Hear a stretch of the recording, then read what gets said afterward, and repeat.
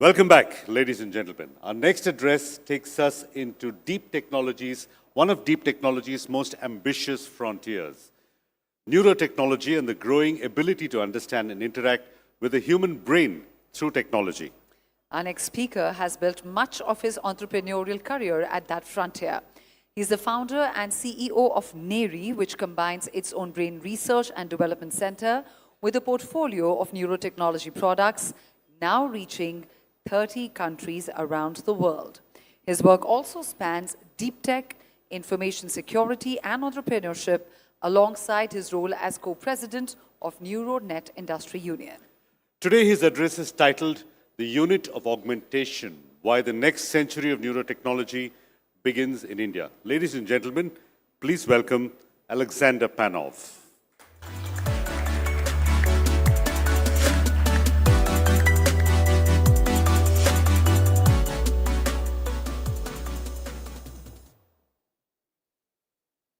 Hello.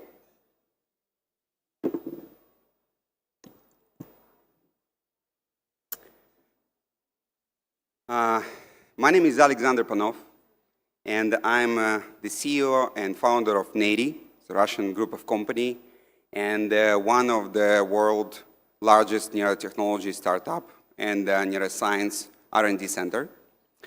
And I would like to start with I would like to talk to a subject I titled Neuroscience Without Humanity.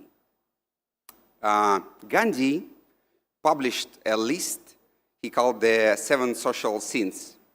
And one of them, science without humanity, is not only useless, but dangerous.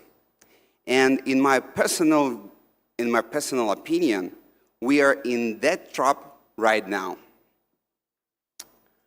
Before we begin, I would like to briefly explain about my company, about my group of companies. And we develop many interesting products. For example, we develop a device for neuromarketing research, which help analyze how people react to advertising, movies, and TV series. We also have a large range of wellness devices, such as wearable headphones or like headbands, and a vagus stimulator, like on a picture, to help improve meditation and sleep. In addition, we produce medical equipment. We produce a lot of medical equipment. Now, like this wireless EEG device that can monitor patients with epilepsy while they sleep. And this is very important equipment for 1% population, world population with epilepsy. And also, we developing the new methods of the medical deep brain stimulation for patients with treatment-resistant OCD and other diseases. And furthermore, we have developed the technology called biodrones. Yeah? Where we install the brain chips in the pigeons, whereby we can control the bird without any training. Yeah, and this is the absolutely unique technology in the product in the world. And the bird with a small camera, for example, yep, this could be a different sensor, but like for example, small camera, can fly hundreds of kilometers on the specific mission. Like for example, this could be the monitoring the electric lines in the middle of Siberia, for example. And the funny fact, the birds are able to fly everywhere without restriction. And also, nobody notes anything unusual about the birds flying past them. This is the one of our products as well. And actually, we have more than 100 medical and non-medical products and we sold not only in Russia, but also in India and some other countries in the world. And this work, like I explained it, just a few one, but we have a lot. And this work has helped us to build deep knowledge about how the human nervous system works. And eventually we decide to move to the next level. So, what is the most exciting thing in the neurotechnology? For us, the answer was simple. The product that improves the human brain. Everyone wants to become better, we thought. And many companies around the world are already working in this field, yeah. And a few years ago, we started our first experiment called Pythia.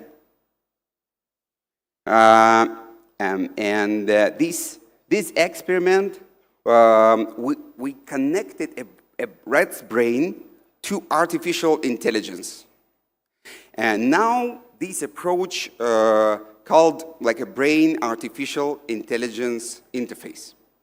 And after more months of work, we are able to ask the rat hundreds of questions about the history, about mathematics, about economics, and other subjects. And the rat gives the correct answer because an AI system connected to its brain provides the right information. And people usually ask us, like, could the rat speak? No, it gives the answer by using the buttons. Yep, and this funny experiment actually allowed us to test many important technologies, like biocompatible materials, implantable electronics, surgical equipment, and an automated training system, like for this automatic cage. And but also, it gives us a model for a completely new product, what we call artificial intuition. In a way, it helped an ordinary rat become the smartest rat in the world, technically. And what is intuition? In the simple terms, intuition is a belief or feeling that appears without conscious reasoning. And it's like how it works. And with a rat. And now imagine placing a tiny invisible chip like this in a human brain. A person could intuitively feel the correct answer to almost any questions. For example, they might be able to pass a test and exam on any language whatsoever. Is it exciting product? Yes. Is it good product? No, probably no. It could create many problems for society. For example, none of us would want to visit a doctor who passed the medical exams using the technology like this. And once we upload the medical university test to the rat, and it passed it. Yeah. And with scientific and technological capabilities of this level, we realized that we have a great responsibility to people when such neuro products are brought to the market. And the impact of society can be enormous. But eventually, we ask ourselves even a more important question. What is the real purpose of improving human beings? What will people actually do with this with this new brain superpower.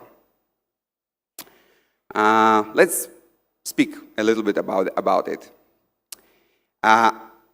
All the neuroscience industry in the brain-computer interface race competing with each other in who will connect the brain to computer or brain to computer to AI faster and more efficient.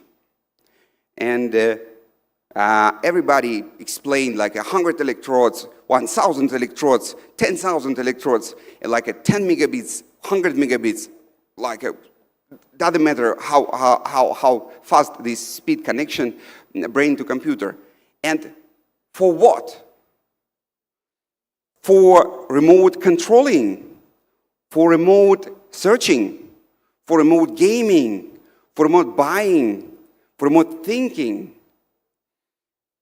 And if you have a better channel for consuming, you just consume more. So what will people do if we give them brain superpower?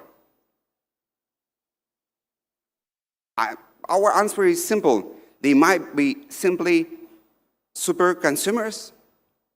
Is it the future we dream for? So we decided to define the basic value at first. The values that will suit for all of us while working on size you got to serve the humanity. And, you know, they called it humanism in West, and we call it человеколюбие in Russia, or seva, as you call it here in India, if I understand correctly. And so all of this we create got to be a part of this service. And that is why we decided that we need to develop our own vision of the larger goals of neuroscience and neurotechnology guided by basic value. And the real task in neurotech is to develop a man as a creator, not as a consumer, to enhance human-to-human interaction, to help people understand each other better, to design a society of free and capable core thinkers, not a bunch of individualists that have lost their identity and melted into AI. And these things are gonna be the main call of the century, I think, because this is the next challenge of our human civilization, like after AI, yeah. And the big goals, for sure, big goals need a big leverage, and the leverage is in the resources, leverage in the quality of thinking, leverage in political will, leverage in fundamental philosophical values of a country that will lead this long term. And after all of discussions, India has been chosen to be this country. And today, I'm happy to announce that the Indian investment bank, Spec Finance, is launching a new fund called ADI Neuroscience. And this fund plans to invest more than 10,000 kron, it's like more than $1 billion, in nearest years in the local neurotech startups, scientific teams and laboratories that will work in achieving the big goals guided by humanistic values. Yes, and I have, thank you. And I have been invited to become an advisor on this fund, and I'm very proud to be here and speak on the front of this on this fund. And we believe that by using neurotechnology in the right way, we can increase humanity's ability to think deeply and ask new and important questions and answer to them and create a new version of the future. Thank you.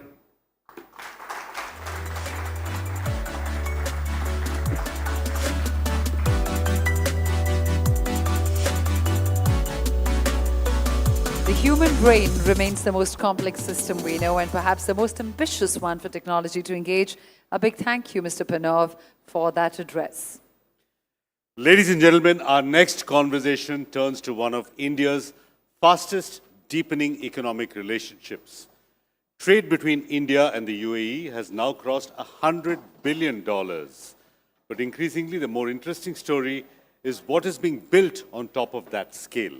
Now, capital is moving across the corridor in new ways through strategic investment, venture funding, family offices, and businesses looking to use each market as gateway to something larger. Which brings us to our very next panel.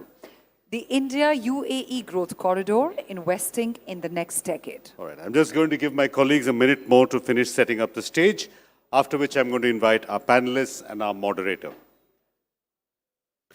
Joining us on stage, I'm pleased to welcome Senior Partner at Galadari Associates, Abdullah Ziad Galadari, Chief Financial Officer of CAF Investments, Nandivardhan Mehta, the Managing Director of Dubai Future District Fund, Nader Al-Bastaki, Chief Financial Officer of ADNOC Drilling, Yusuf Salim, and Chief Investment Officer of KBW Ventures, Ikta Tolani. And moderating the discussion is Associate Editor at the Economic Times, Deepshikha Sikarwar. Ladies and gentlemen, a warm round of applause for the panelists and the moderator.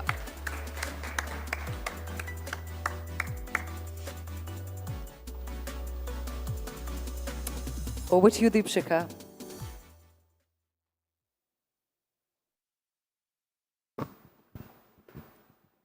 Good evening, everyone, and thank you all for joining us here. We heard a great discussion with Dr. Jaishankar on the way geopolitics is shaping. West Asia has undergone a lot of upheaval lately. But what I want to bring in is the two leaders, Prime Minister Modi and UAE President.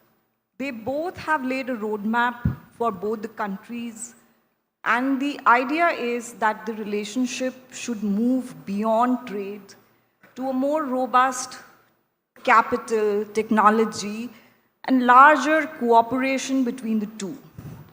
Ekta, I would start with you.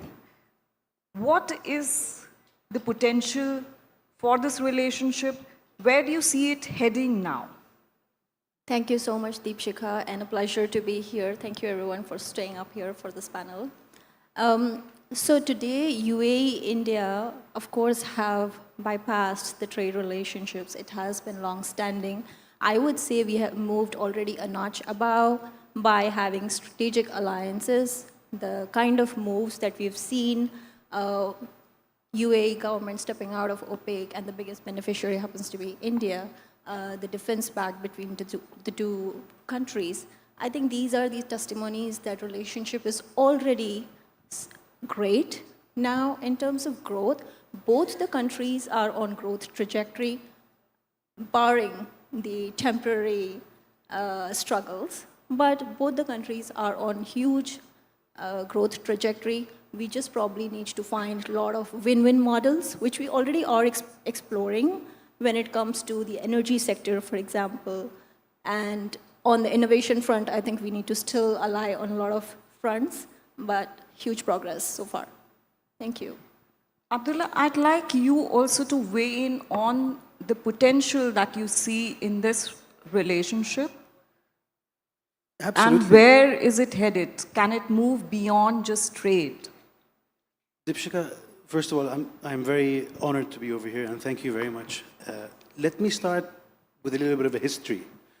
Everybody talks about the Silk Route, but nobody talks about the trading route that the Indians and the Arabs shared for more than 1,000 years. This corridor is an alleviation of what we had a century or several centuries ago.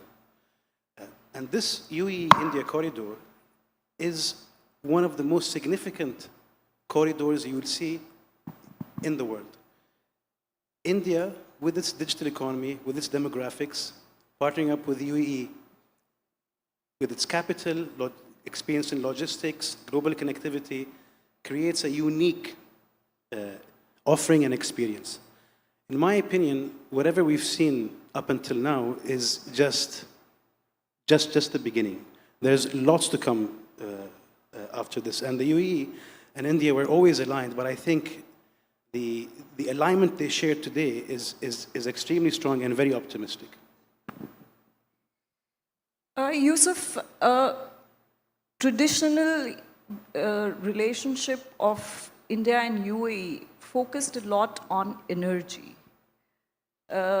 With India also looking at green transition, besides what the recent agreement was on the building strategic reserves, how do you see, what kind of potential do you see going forward? And for your companies like yours? Definitely. First of all, thank you so much for having us here. I think it's a real privilege to be in Delhi at this moment and to witness what, at least for me, I thought was like a historic speech by the Prime Minister last night, like lifting that number of people out of poverty in such a short period of time. I think that's a very, very unique story that we're all witnessing. I think that it's more than a relationship. I think when you think about India, UAE, I think more than a roadmap, more than a potential, the numbers are huge, right? You're talking about the economic partnership agreement that was signed, that's $200 billion of bilateral trade by 2032. That's one of the largest relationships in the world. When you talk about energy, today, India is the largest destination of gas coming from the UAE, right? 20% of the LNG, the liquefied natural gas from the UAE, lands in India by 2029. That's $20 billion of gas agreements signed in only the last 24 months.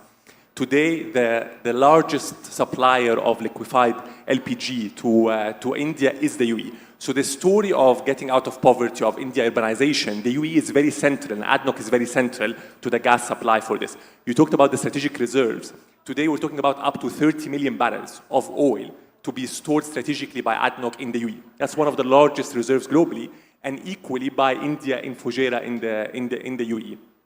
So if you look at kind of concessions in the UAE, now largest Indian company, Indian Oil, Bharat, ONGC, they all have underlying oil concessions in Abu Dhabi. Some of this trade is even being settled in local currency. You have 1 million barrels of crude that's being traded in Indian rupee and in dirhams, right?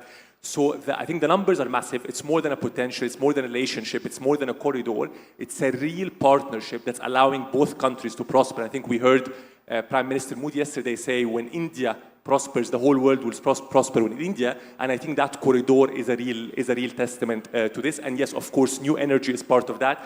India is targeting 15% of its energy mix by 2030 to be coming from gas, which will improve sustainability and reduce emissions in India. And again, obviously, the UAE is the kind of largest supplier for that.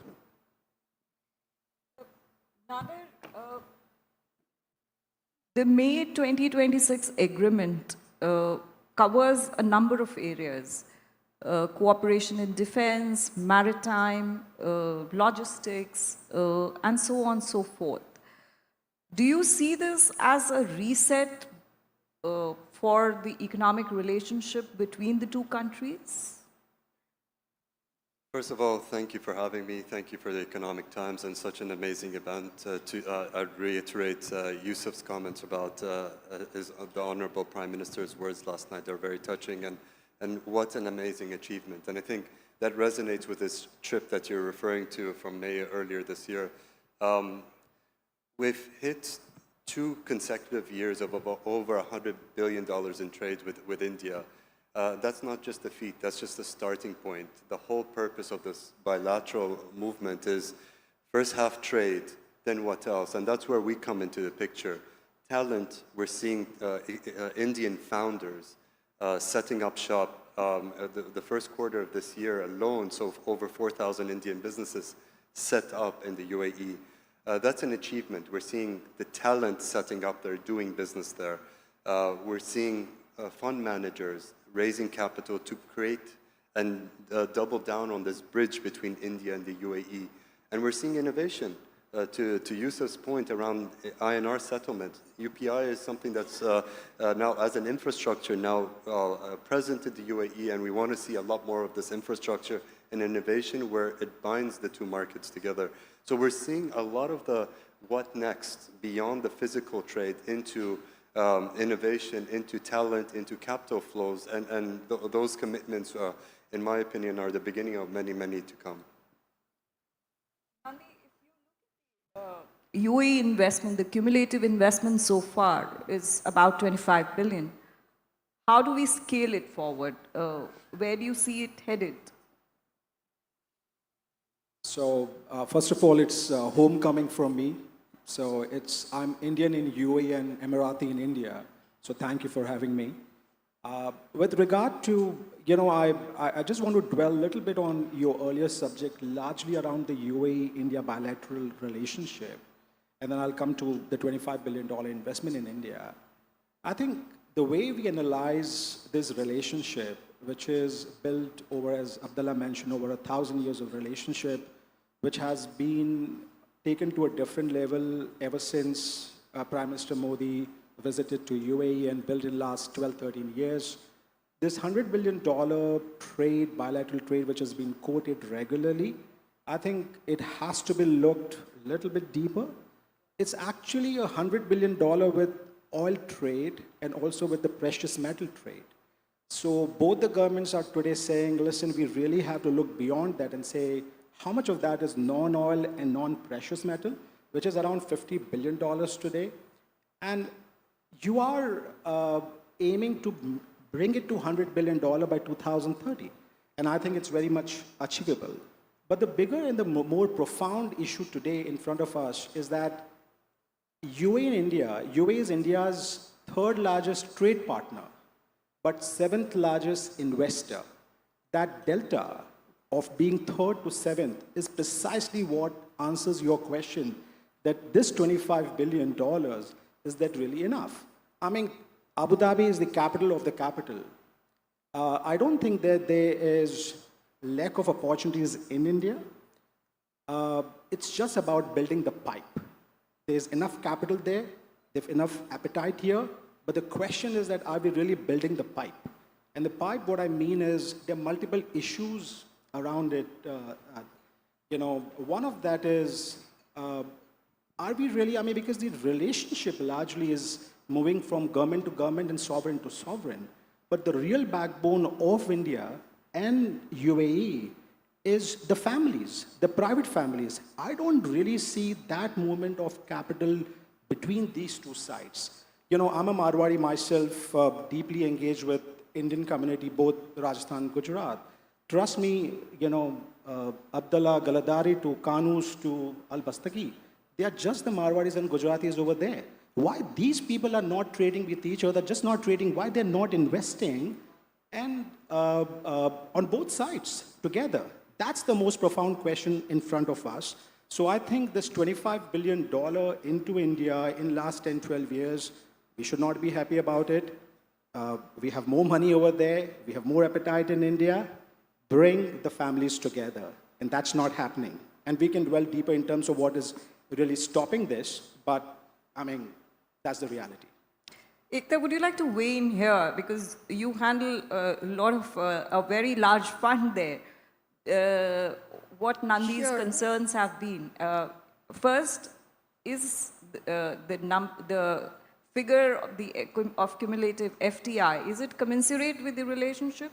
And what are the issues that's really holding back this exchange? Sure, and thank you. I would add on to what Nandi just described here. In terms of how much investment is coming from UAE, I would not think it commensurates because UAE has been spending billions. However, that investment has primarily come into the form of real estate or energy infrastructure to some extent, which is great.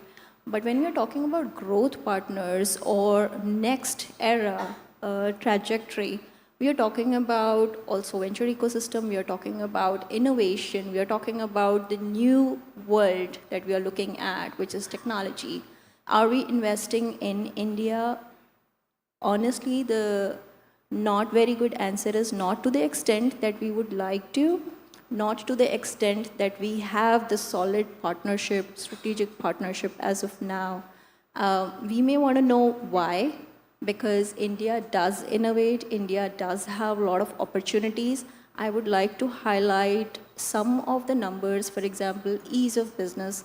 Now, good or bad, World Bank has stopped giving us that ranking, but the last ranking that I saw for India was 63rd amongst the total of 190, 10 years ago we were at 142. So if you look at how we have done in 10 years, excellent.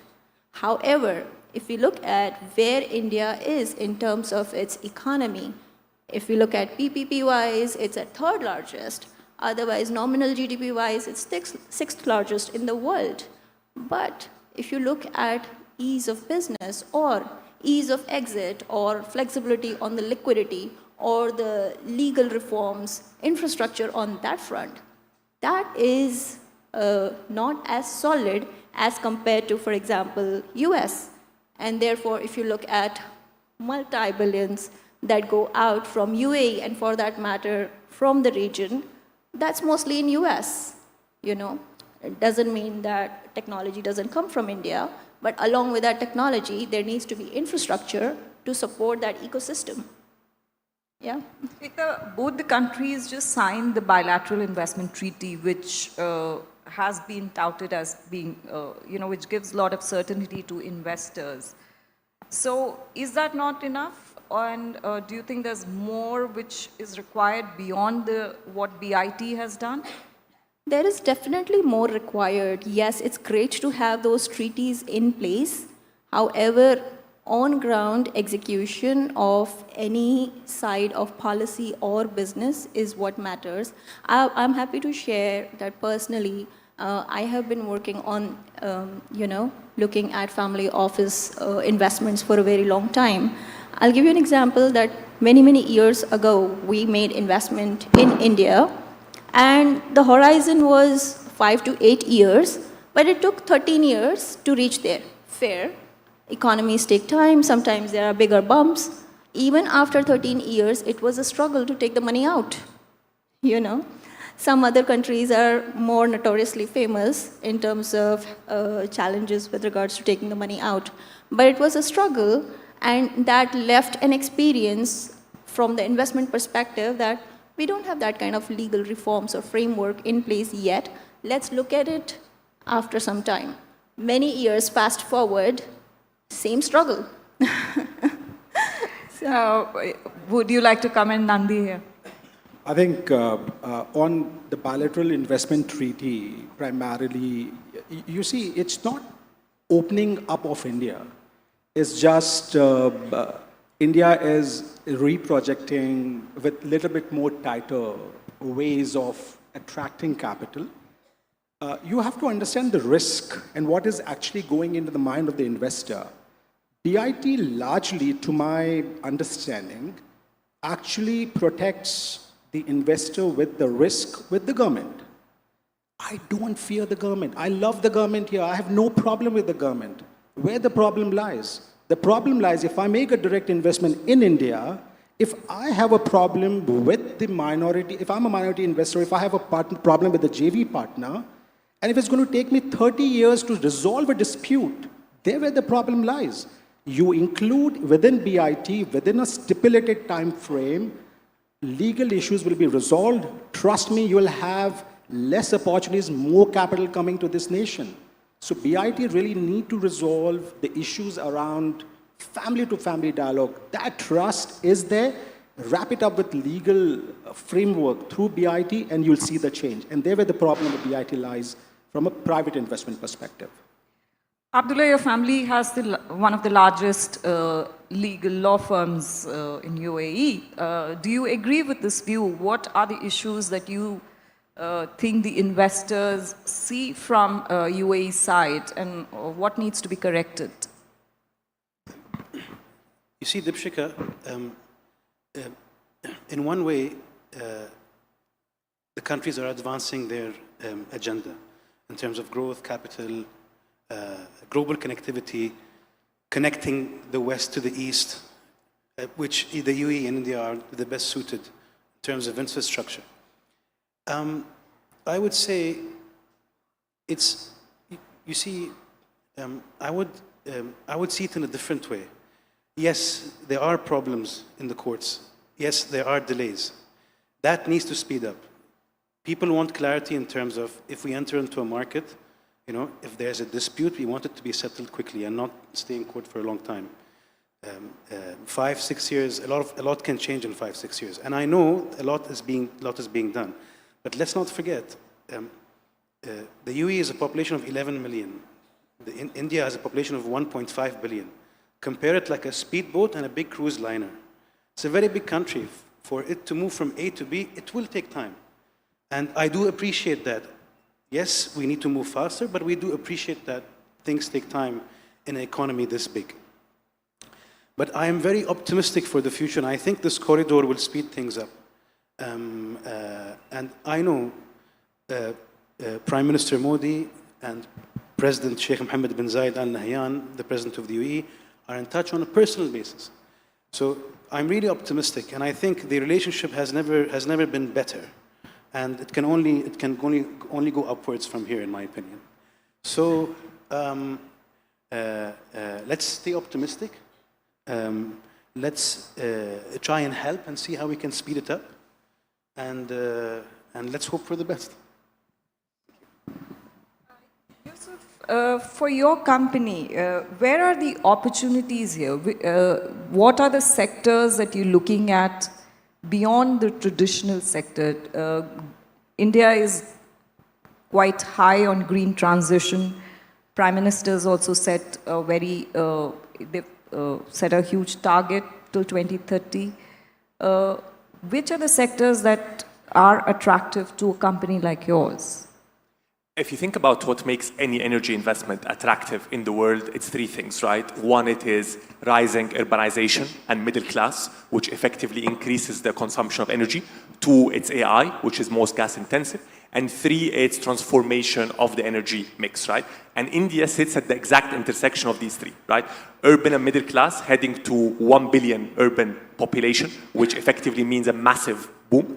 Two, AI revolution. You have so many Indian companies at the forefront. We heard yesterday in the speeches about all of the companies sending rockets to the space, all of the new AI companies coming in. And three, you have a massive transformation in the energy mix with a big kind of growth in gas. So obviously these three things make it super attractive, and that's why you have, for example, Altera, which is the biggest kind of new energy investor in the world out of Abu Dhabi, committing to up to 11 gigawatt of renewable power in India. So that gives you kind of a taste of how big it is. And the other way around, right? Back to the point around families, you have Reliance coming in and effectively setting up an industrial base in Abu Dhabi with ADNOC as their first ever investment in the Middle East with a $2 billion investment, right? Because at the end of the day, as Nader said, it's all about talent. India has the biggest population in the world, coupled with one of the best education systems, which by definition means it has the deepest talent pool in the world. And that talent pool is able to drive both growth in India for ADNOC and Abu Dhabi and the world to sell into, as well as effectively Indian investments and participation outside, which again, we're seeing in Abu Dhabi as a corridor for that. So it's an extremely attractive investment opportunity.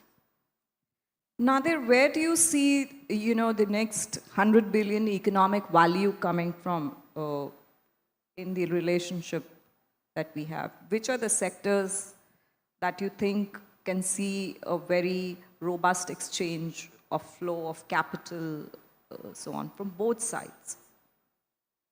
Maybe if I can talk towards stages, because I see it's more, there's a stage overlap between the maturity curves of tech companies and ventures that seems to be the gap in the MENA region, in the UAE, and a very similar one here, and it's growth capital. In the growth capital stage, macroeconomic factors really play a large part of it. Inflation rates, currency, amongst other risks, right? And we're seeing it in the capital markets. The number of listings over here, listings in MENA have slowed down to a certain extent. Now, what does that mean? That means growth and growth capital more and more has to rely on potentially American dollars.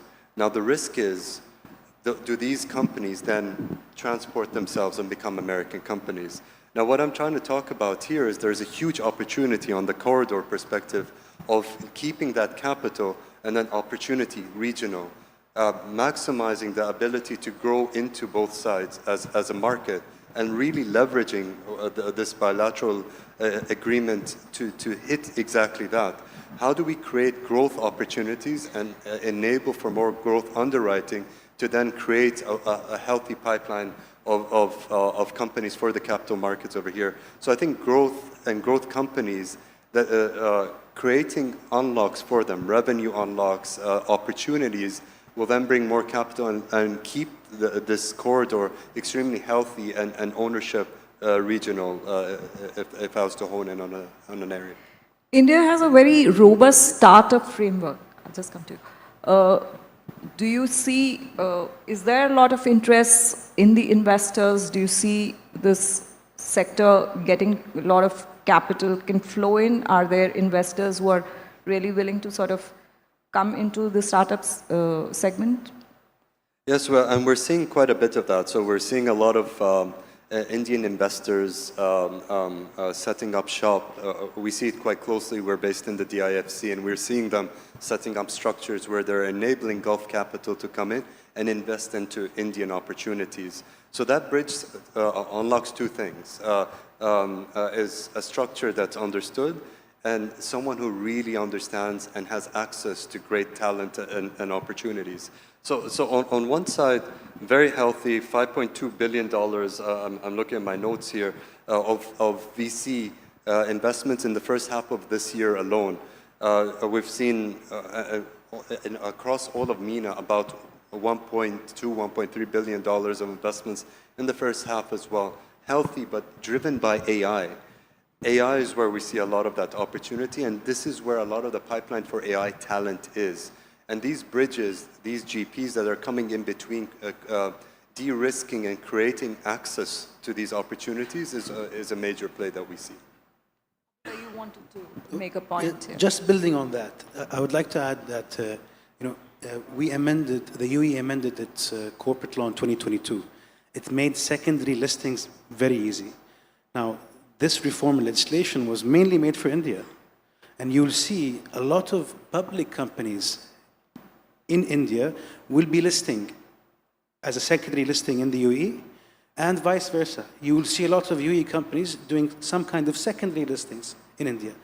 I know for a fact that this has been done for many reasons, but mainly it has been done for India. And that amendment in 2022 or 2023, I'm not sure. We're not left with much time, but just a sharp one from every one of you. Can we build a genuine corridor with active exchange of capital, trade, talent on both sides? Just quickly to conclude. So I'll just elaborate. I think trade is not an issue. Trade, you're sorted with $100 billion currently being done. And if it's non-oil, it's $50 billion. It'll grow on its own. From an investment perspective, what we need to do is, you're largely, as I mentioned, your G2G issue is sorted. Your sovereign to sovereign is sorted. Bring in the private capital. How you bring in the private capital? Bring in co-investing vehicles. You see, you have, so Yusuf is investing in a sovereign, Nader is investing in the early stage. But the real growth, people get very excited when money flows into the public market. But that is just a secondary transaction. That is important. I'm not saying it's not. But the real growth and job creation and capacity will happen by private sector investment. How do you build that pipe? What you do, you build co-investing vehicle, you bring NIIF or some of your credible sovereign institution as an anchor. Let families around the world co-invest, say, listen, we will take care of everything. I'll have to sort of... If that can be done. I have to give everyone a chance. Abdullah, your concluding remarks? I just want to say 6 words that Prime Minister Modi said yesterday that will stick with me for life. And it's about people's ideology. And this is why we are here today. He said, we should not think prohibited until permitted. It's permitted until prohibited. That is something that will stick with me, to be honest. On that note, yes, Nadir.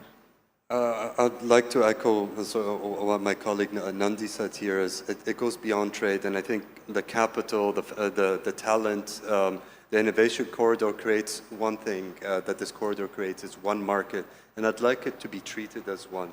I think that's how we'll take it to the next level of what we're trying to achieve here. Yusuf.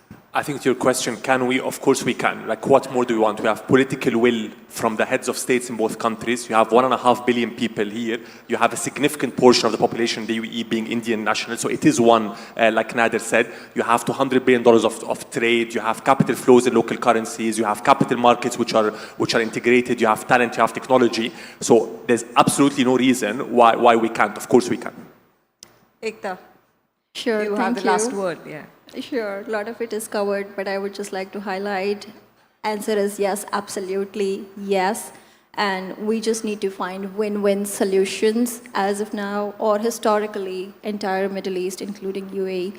We have been looked as the capital hubs, you know. All the countries would come, raise funds, go back to their countries and invest. Region has become a little more sensitive that we want to see our countries grow as well. So when we are being approached with certain pitches, we want to see that how does this also benefit the region. So all the founders in the room or people who are looking at strategic alliances, I would highly, highly encourage that look for the solutions that region is actually working on, and those are absolute low-hanging fruits.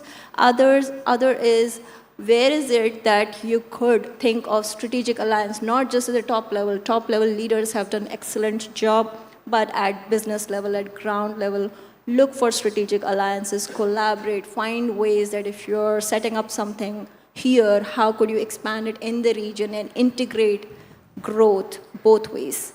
That would help. Thank you, all of you. We've totally run out of time, but thank you for joining us at this panel.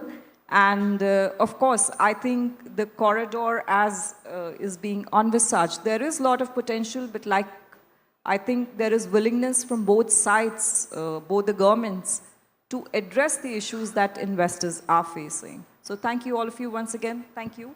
Thank you.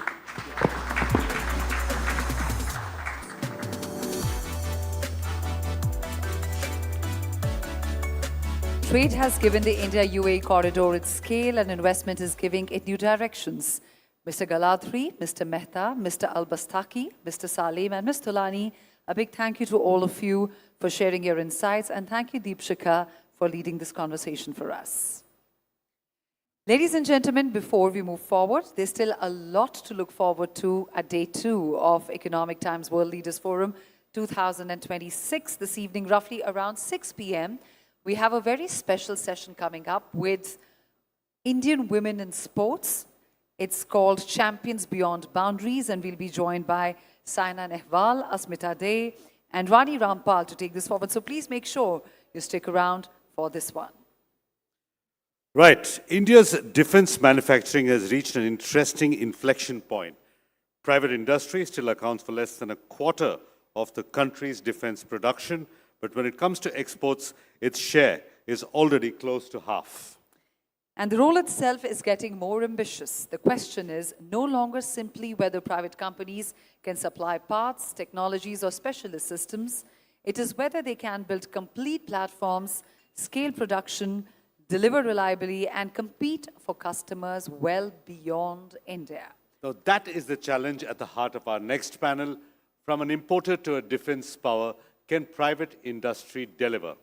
Joining us are Managing Director and CEO of Samtel Avionics, Puneet Kaura, CEO of New Space Research and Technologies, Samir Joshi, Founder and Chairman of Solar Group, Satyanarayan Nandalal Nuwal, and Founder and Chairman of RRP Defense, Rajendra Chodankar. And moderating the discussion is Senior Editor at the Economic Times, Madhu Pabi. Ladies and gentlemen, let's welcome them with a big round of applause.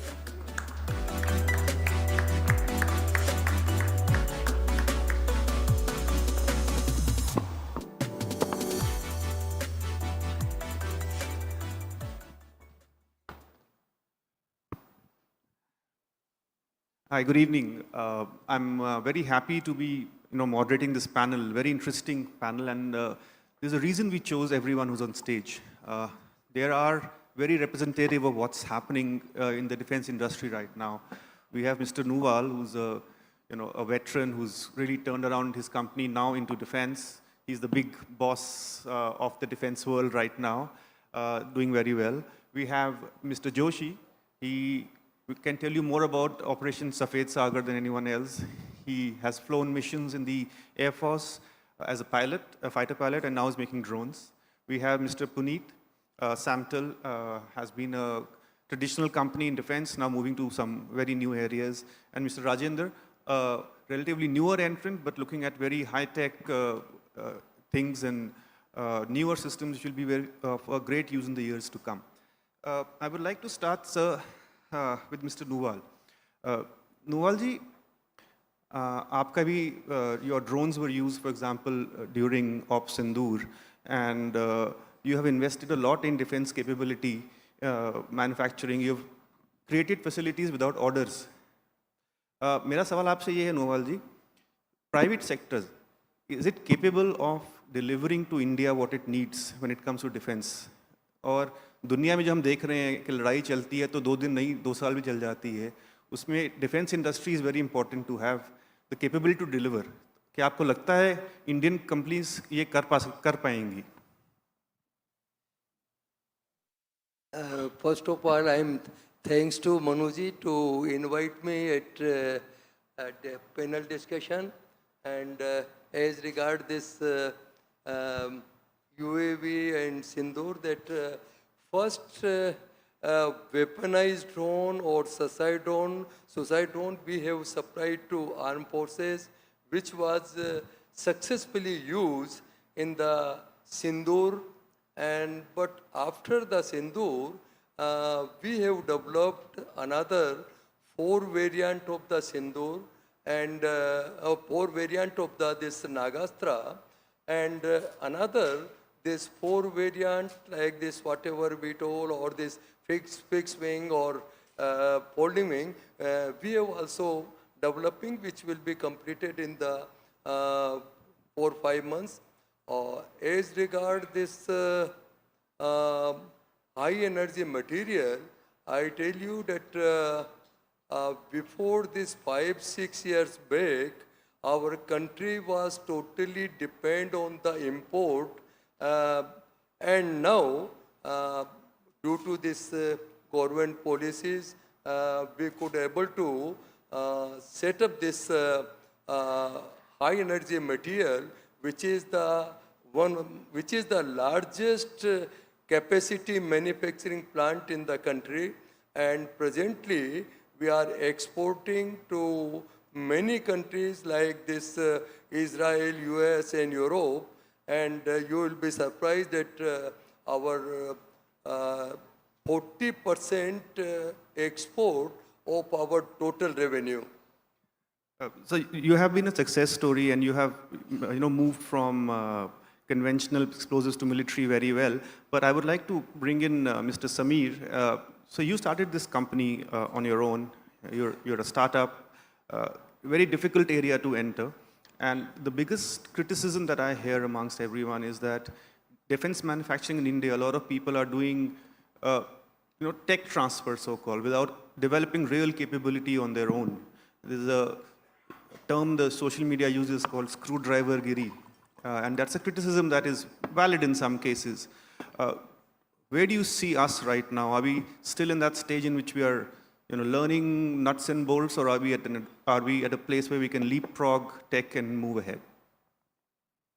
So, Manu, I think when this transfer of technology business started, largely it was the necessary thing which the country had to adopt. There was no technology existing. We had to get certain components, certain products which needed to be assembled under the obligations of the contract. There was no proper Make in India, and the policy focus of the Government of India, which is authorized by now the incoming DAP 2026. So I think the license production was a necessity, but this is not the destination. This is not the way that we have to go in the future. And what we can do largely is that to switch over from a licensed production to a IP or a sovereign hardware and software production in India, we have to get the scale in terms of orders from the end user.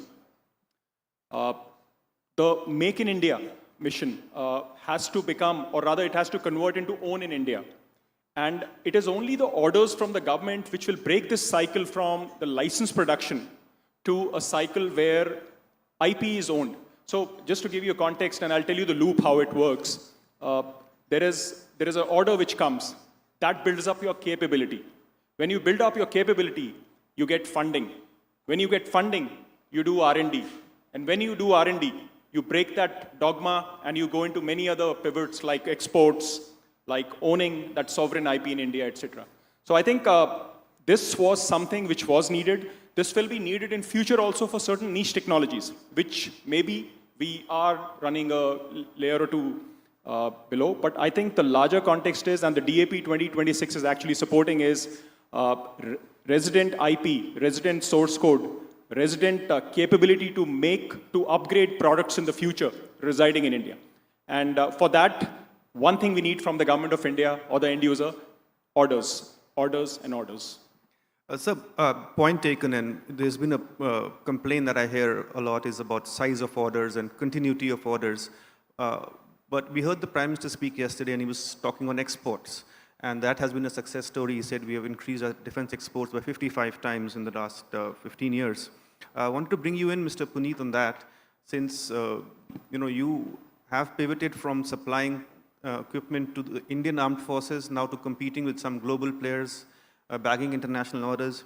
How do you see India's export story when it comes to defense? Is India seen as a good provider of exports? Do we have the backing of the government, the regulation needed? What more needs to be done to promote that? Thank you, Manu, and thank you, Economic Times, for having us over today. And this panel couldn't have been more timely as we look at what's going on in the world today and the challenges that we have in terms of global wars that are going on and the security challenges. Coming to your question, and I think if I look at exports, what is really an Indian product, first of all? We have to be very clear. An Indian product is a true Indian product when it's really developed in India. Its technology is really developed from basic sciences. So if it is actually innovated and developed in India, then only it can be called an Indian product, not a build to print or a technology transfer and then being sent back as a part of, earlier they used to do offsets and even today they are doing certain projects similar, similar style. So the products that we build definitely are innovated, developed in India. R&D is done totally in India, so the IP is with us. And that is why when we export these products, whether they're going to some Southeast Asian air forces, we are working with certain European air forces, and of course with also certain African countries now, looking at technologies that are used by our armed forces for many years are going to global markets. Coming to the challenges part, I think, government is very interested to really build the export market. And as you heard our Prime Minister yesterday, he was also very keen about really building these particular niche capabilities in the country for Make in India for the world. But I think what is missing is dedicated focus from the perspective of looking at what we can do from marketing these products even more strongly from India. I think there is a lot of effort that SIDM, which is putting, part of CII, which is already going in. But if you look at, there are certain issues that come up when you're exporting. So do we have a help desk from, in MOD, which can actually take up issues that are there by exporters once the export has been completed and then address those issues.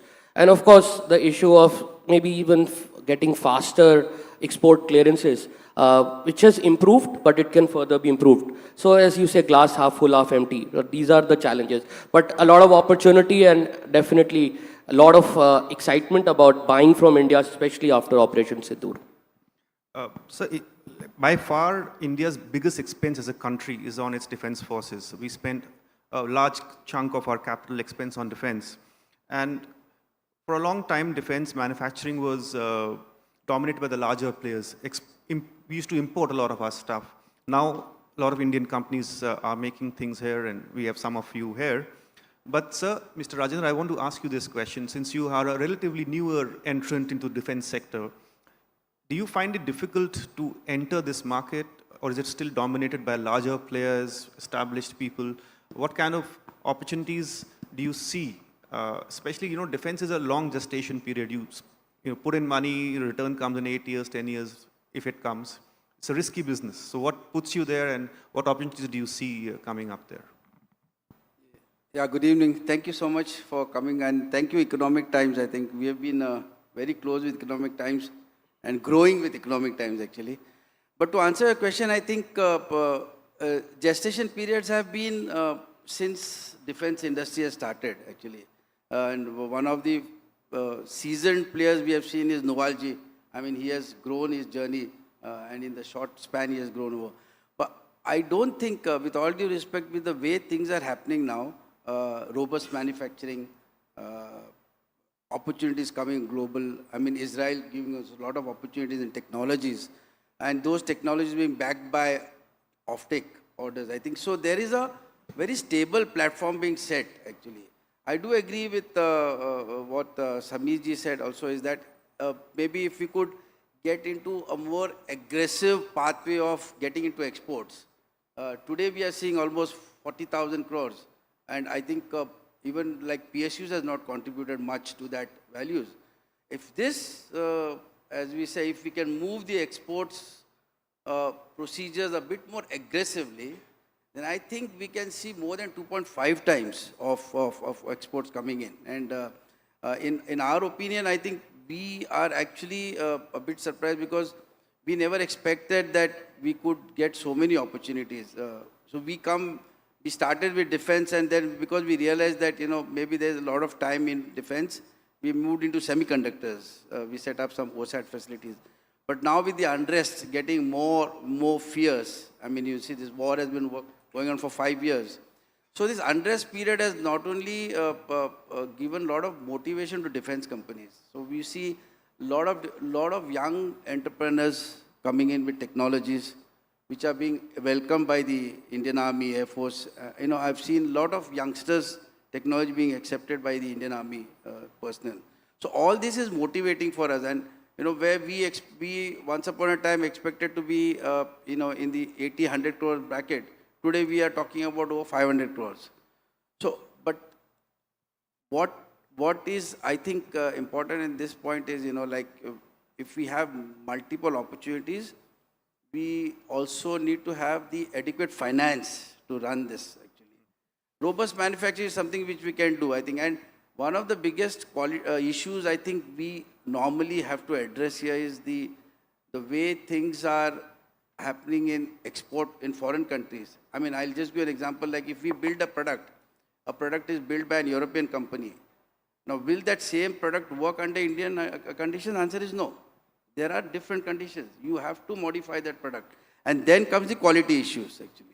So this quality issues is something which every Indian company is undergoing through, because they have different ways of handling. So if these two issues are handled, I think it's one of the finest journeys one can ever think of, actually. I just want to again bring in Mr. Nuval on a topic which is a bit sensitive. It's about companies spending money on research and development, on their own research and development. And we have seen in India, a lot of companies don't spend enough on R&D. I want to ask this question to Mr. Nuval, because he's an exception in this. He's just announced a 12,000 crore investment into a robotic facility without having any orders from anyone there, but they are going to be developing robotic warriors for the Indian Armed Forces. Mr. Nuval, do you think enough is being done when it comes to indigenous R&D? And if you can also share some examples of things that you have developed in-house. You have resisted taking technology from foreign players because you wanted control over the IP and other issues. You can tell us a bit more on that. As regard the policy, our government is very focused on the export, and due to this policy, our country is growing regularly.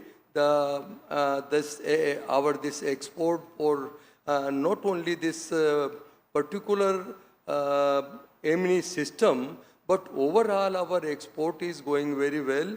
And as regard this Pinaka, we have exported due to support of the MOD, but now many countries are interested and they have shown their interest to purchase the long-range missile,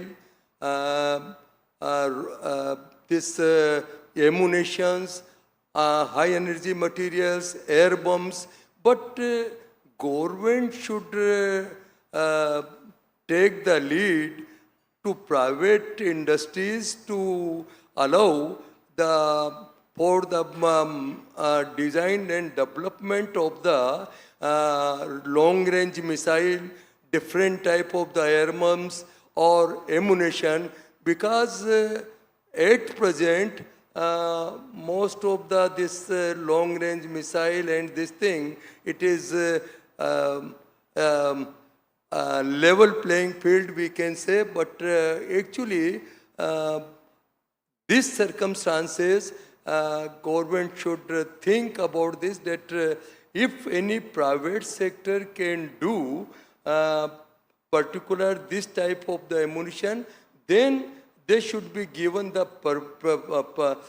preference. So it will be not only for the industries, but in the interest of the nation.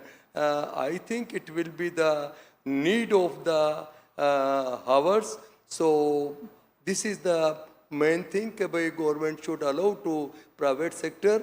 If he ready to make in India policy, make India policy, there is definitely, if any DPSU or this DRDO or any company, if they spend to direct or indirectly, this is the government, and it's take their own time because they follow their own procedure. But I think if same thing can be done by this private sector, it can be expedite this system. So at present, it is very required for this thing. I think that's a fair point, and a lot of companies I speak to, they say the same thing, that the private sector can do things faster than the public sector units at times, and we have seen development cycles in the private sector being much faster. You can deliver at better costs. And Samir, I wanted to bring you in. You had your, I'm sure, tussles with the PSU when you were in the Air Force. You must have seen how they operate, and things have changed. Now the private sector is, you are heading a company in the private sector. Efficiencies are different. But again, to come back to my earlier question, the problem has been capital for R&D. Where does the money come to develop a system? You have no visibility on orders. There are some government schemes which fund some money. Do you think that's adequate, or what more needs to be done? Novalji can afford to spend 12,000 crores because he has another business which gives him the seed capital. But for newer companies, it's difficult to get access to that money. So on the outset, I must acknowledge that in the last 5 odd years, the government of India has put in a lot of schemes. There is a dedicated as well as genuine effort to boost internal research and development, design and development, IP creation, and also a path to evolution or scaling up of the private sector, aerospace and defense ecosystems. Now, these include the Innovation for Defense Excellence, the IDEX, then there is Technology Development Fund, and there are other mechanisms where loans through RDIF, etc. are coming. I'll just comment on each one of them very briefly. When we talk of the Technology Development Fund, it's largely DRDO-run initiative. My feedback towards this particular product line is that a lot of times, while there is an earnest effort to create a technology or a product, it is not mapped to the mission need of the end user. So a lot of time technologies are created, but they are actually not harvested, not deployed in the field. So that is the first order. Second, I'm looking at the IDEX, the Innovation for Defense Excellence. This is an internal Ministry of Defense initiative, a very good initiative, because this is the only initiative which gives any company, even with an idea, to directly, one, interact with the end user.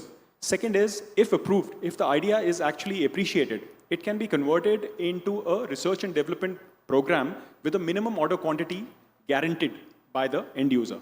What we feel, however, is that the way the initial rush for companies to be acquired under the scheme with a very limited budget is actually going to be counterproductive. So I would like to, I'll just give you an example. Like there are about 550 plus companies who have benefited under IDEX, but majority of them have not been given a funding beyond 1.5 crores. So when you spread the limited funds which the government of India has across such a wide pool, the guys who are genuinely good, beyond the initial seed funding aspect, they run out of money once they have prototyped something and want to scale it up to a product which the end user wants. Because the end user does not want a prototype, he wants a working product. So this disconnect is existing, and that is where I think there is a lot of feedback from the industry which has gone back to the MOD. We are hoping that certain aspects of DAP 2026 will cover this particular percentage. The third aspect is, let's look at the exports. And you'll get an appreciation where all this aspect is coming. So I think about FY26, about 38,000 crores were exported out of India. But the important part to understand that private sector contributed just about 45%. The PSUs have scaled up 151% in the last 1 year from the previous year, and the private sector has actually just scaled up 14%. A large part of this is because, one, the scale, which the countries have certain policies, certain laws of also protectionism, make in India equivalents outside. The second is the IP which needs to reside with us is not good enough to actually crack open certain segments. So most of this has gone through G2G deals to the PSUs. The private sector, except for companies like Mr. Nawal, even Puneet is doing stuff there. Very niche export areas are where the Indians are competitive. And majority of us are doing supply chain, exports. There is no product. The product will only happen once we spend a lot in R&D. Now, coming to the last side, the government has recently opened a scheme called the RDIF. Here you get grants up till about 200, 300 crores. Now, there is a difference between getting a grant. So here is where I personally feel for deep tech development, the grants should always be linked to a milestone style growth, not a one-time grant as we take it forward. And this is the way the DIU under the Department of War in the US has become very successful. Companies like Anduril and Shield AI, they have come out of this whole concept. So how do we replicate this? I think the first order has been made. There is a correction which is going to happen. A lot of industry feedback is going. There will be genuine IP creation in India in the next 2 to 3 years under the vision of the government of India. It's just a little push, the final push that the industry is looking forward from the government. So yeah, more money, resources available to the right people. Point taken. I want to touch on space now, because that is the next frontier. It's already the frontier. We're seeing warfare taking place up there, and there are not too many Indian companies in counter space and space operations. But Mr. Puneet, you are planning to get into it big time. What's attracting you to that sector? I don't know how much you can tell us about some exciting new ventures that you are coming up with when it comes to space tech. Actually, Samir just answered everything you can on for defense. So that's why you switched subjects, I think. But coming to space, I think, as you've heard our Prime Minister multiple times and talking about the excitement that he has personally from all the way from the PMO to create this. And why is this excitement? Because this is a sector which actually can really put India in a very different trajectory of growth. And it is really, really high tech. Of course, we hear about what SpaceX is doing and what's going on in terms of their recent valuations and the successes they are having. But private sector in India is actually evolving in space very aggressively. Of course, it's in startups. We hear about the stories Recently, we heard about the success of Skyroot, and of course, there are multiple other stories. As far as Samtel is concerned, we are looking at some very niche areas. We are looking at areas where we make a difference not only to what we will do for our country but also for the globe. So, for example, there's a lot of debris in the space which has to be cleaned up. That is one area which is very, very close to our heart. We've been working at it, and we are soon going to announce what we're going to do in that. We are also looking at certain technologies in IoT and ADSB space, which is, again, a need of the hour for the country. These are all very niche technologies. Some are through acquisitions, some are through tie-ups. I can't disclose more than this right now, but a lot of this would evolve in the next few months, and Samtel would have a very aggressive and a very successful story in space to tell, I'm sure about it, and make India proud. We're looking forward to seeing some of that unrolling. I can give you a slight sneak preview that things will unroll in the next few weeks, not months, from what I hear. That's what the sources tell us. It is in few weeks, not months. You're right. Maybe less than 45 days. Economic Times should be covering a lot of that. Sir, another question again, Mr. Rajendra, to you. I want to bring in this beyond space. The other big area where India has to focus on is drone and anti-drone warfare. And we are seeing so many companies offering so many systems. How do companies differentiate themselves now when they're offering a product to the armed forces? Because we see a whole plethora of companies with different technologies coming in. So what is the core tech that you think needs to be focused on, which is important? Yeah, I think what we did from our end is, we tied up with a French company, Saiga.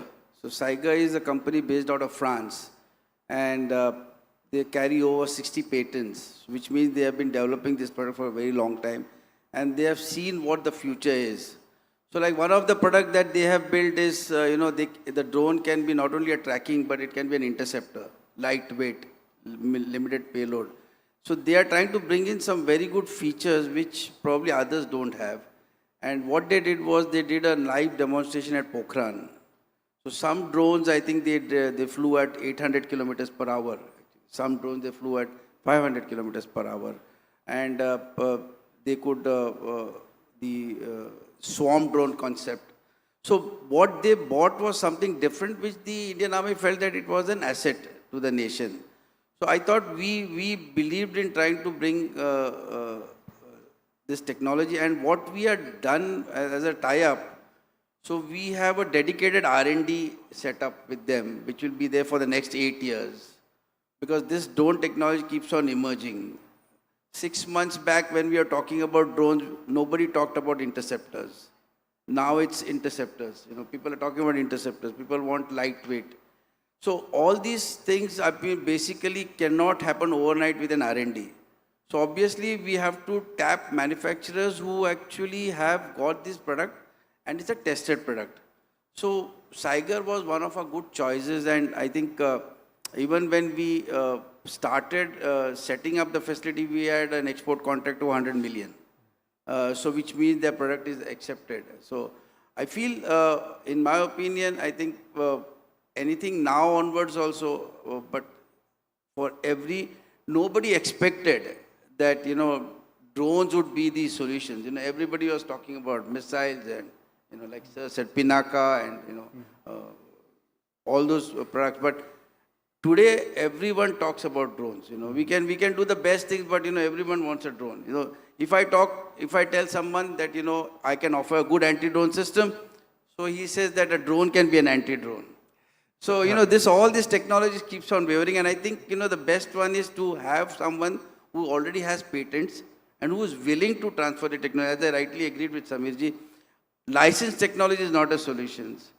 Technology transfer is not a solution. If we have an IP, I think that is the only way I think we can get better. That's a fair point. And when drones come, you need counter-drone systems. And my last question, because we're running out of time, to Mr. Nuwal. So you have developed an anti-drone system indigenously, Bhargavastra, the anti-drone system. Can you tell us at what stage are we on that? Because that is the need of the hour to counter swarm drones like you were talking about. So you may be well aware that as regarding this Bhargavastra counter-drone system based on the micro-missile, we have already successfully tested in Gopalpur as well as the Majan range.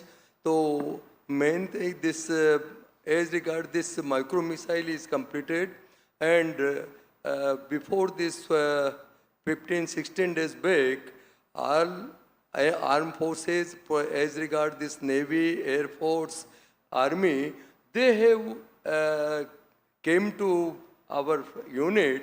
They have checked the complete the system, and we are very confident that before the timeline of the end of October, we will submit the complete system for this Bhargavastra. And I think this Bhargavastra will be game changer for this country. Not only this our country, but we have already getting queries from this many other countries also. So it will be a very successful hour. We have never think about this thing, but we are very confident that without October, this October end, we will complete our system, and we will give to this our AED, Army Air Force design, who have given this order to us, so we will supply to them. So, and we are waiting for these systems to come. The neighborhood is tough. It's a tough political situation geopolitically, and I think people who are sitting on the stage right now, they'll be very involved in the next conflict that comes. Samir, I know, has already been at the front lines, and I don't know how much he can speak about that, but maybe later on to you guys privately. But thank you very much, everyone, for coming on the panel. I wish we had more time. This is such a fascinating sector for me, at least. I don't know about the audience, but it was great to have you. Thank you so much. Thank you, audience.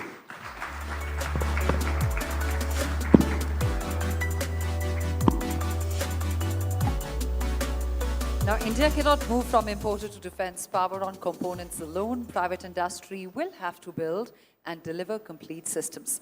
Mr. Kaura, Mr. Joshi, Mr. Noval, and Mr. Shodankar, thank you so much for joining us. And Manu, thank you so much for leading this discussion.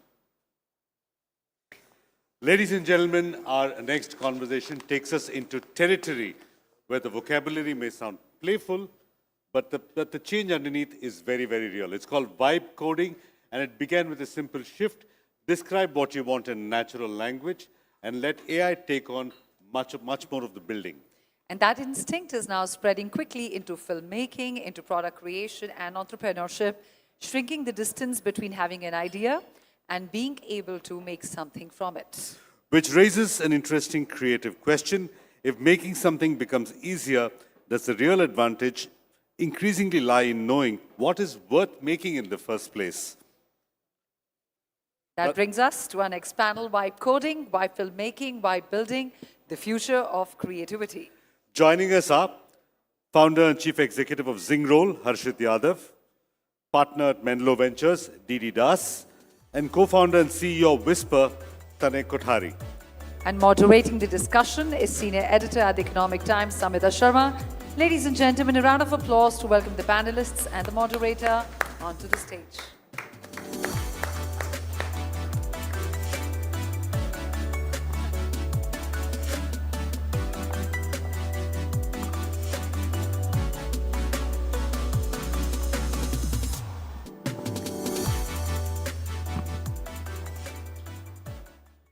Good evening, everybody. Thank you so much, guys. Tanay, we are meeting the second time around. So happy to host you. I want to talk a bit about, since three of you are based in the Valley, you did your schooling in India, did your grad school in the US. What is the view for India AI from the lens that you're looking at? And maybe, Tanay, you can start off. Of course.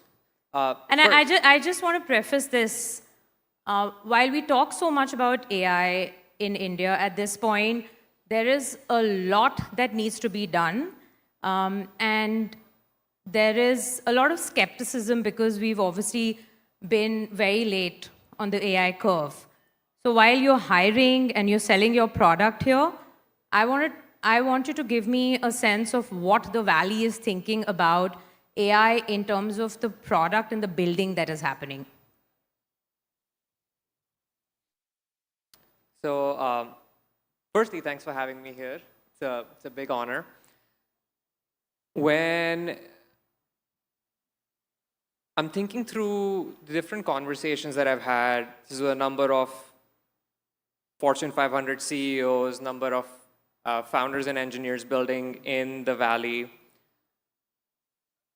The first big change that started to happen was about 9 months ago, where India went from a country that people weren't prioritizing building for to it being one of the primary markets people wanted to come in.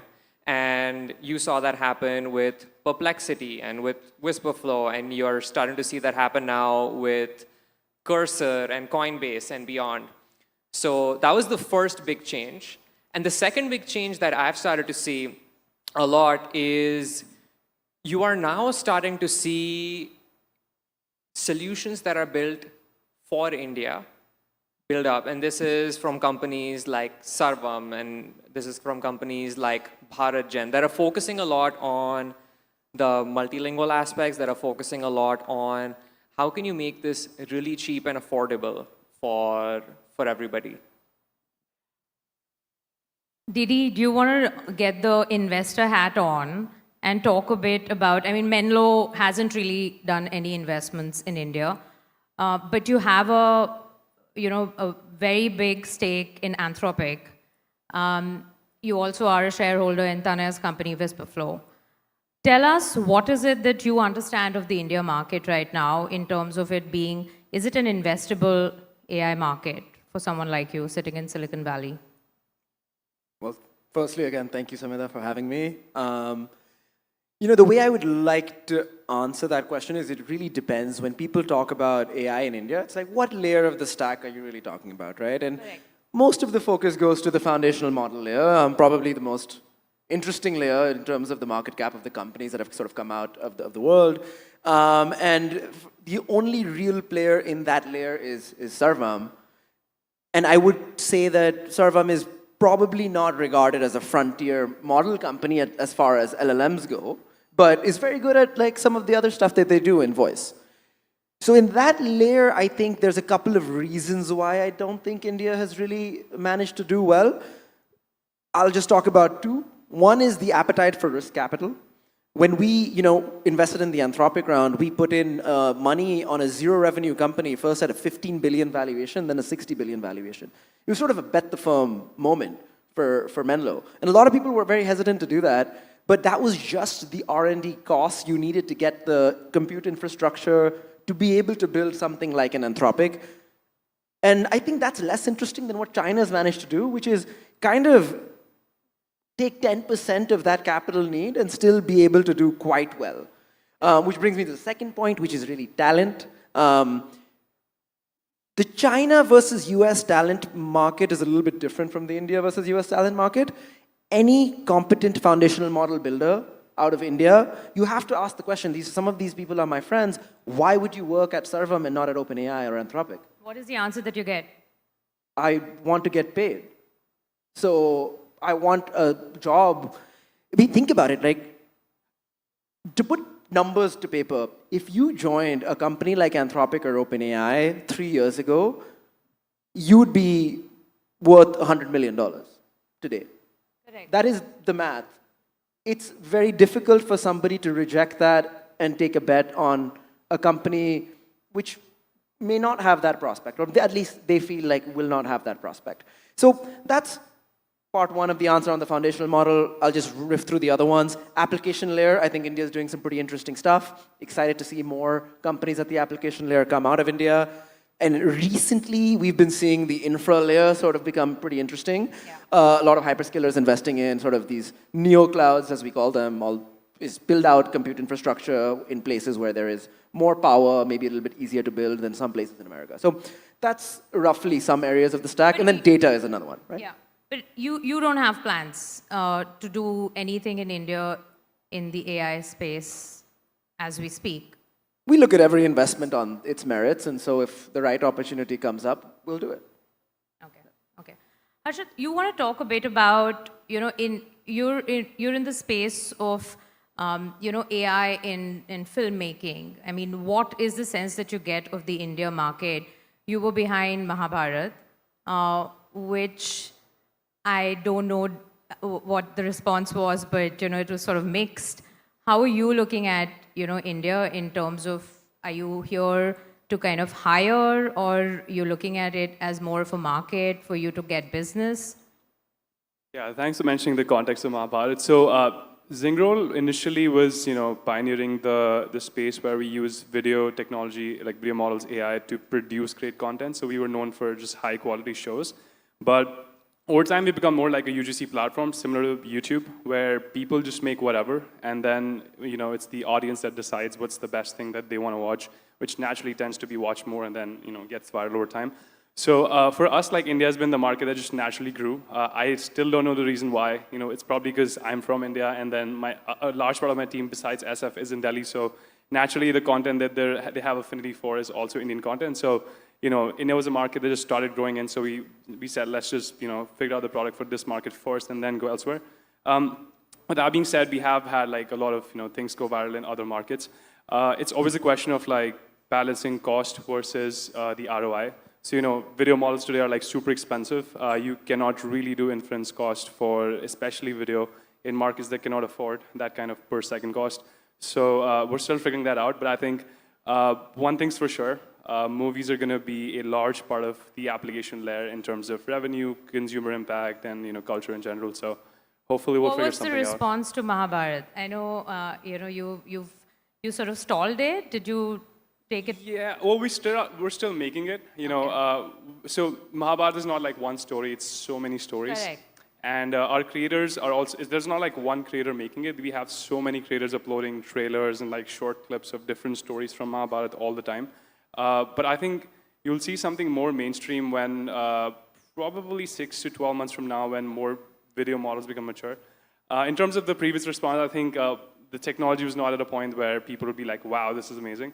It was more like novelty, that let's just recreate something that the Indian culture is very aware of. But I think you're going to see a lot more like really high quality work going forward. I'm pretty sure of that.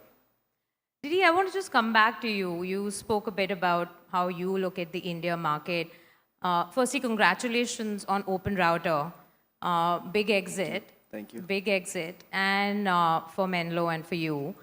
Tell me, when you look at, India and the kind of company building that's happening here, and you look at what's happening in the valley. I mean, I keep hearing the chasm is just growing bigger and bigger, right? You can do an exit in 3 years. You invested some 50 million, and you got out some 500 million out of it. Stripe bought it for $8 billion.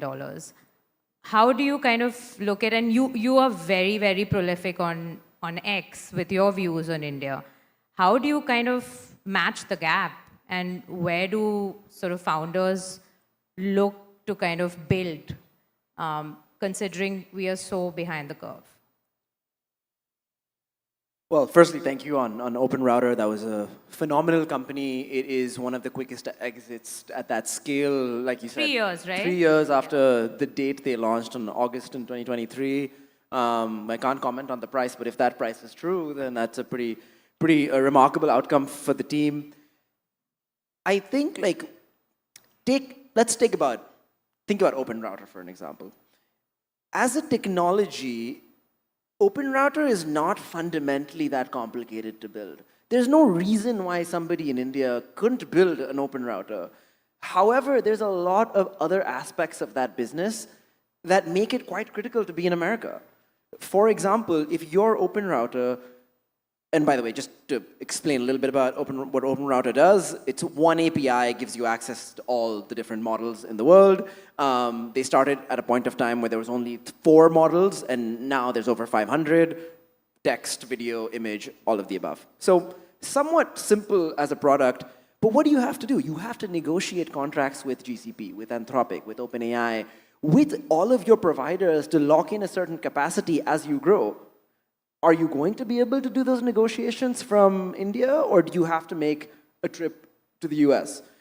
I think that sort of thinking is what causes a lot of some of the most brilliant Indian founders I know, at least for a business of this archetype, to just say, okay, why do I want to be based in Bangalore when I can just be based in SF? I'll have my dev team in Bangalore, but I need to have an SF office if I want to maintain these relationships. And that's what we're seeing more and more of. You look at Composio, for example, is another company. The founders are Indian through and through, but why do Karan and Soham build in SF and not in Bangalore? Because it's easier for their business.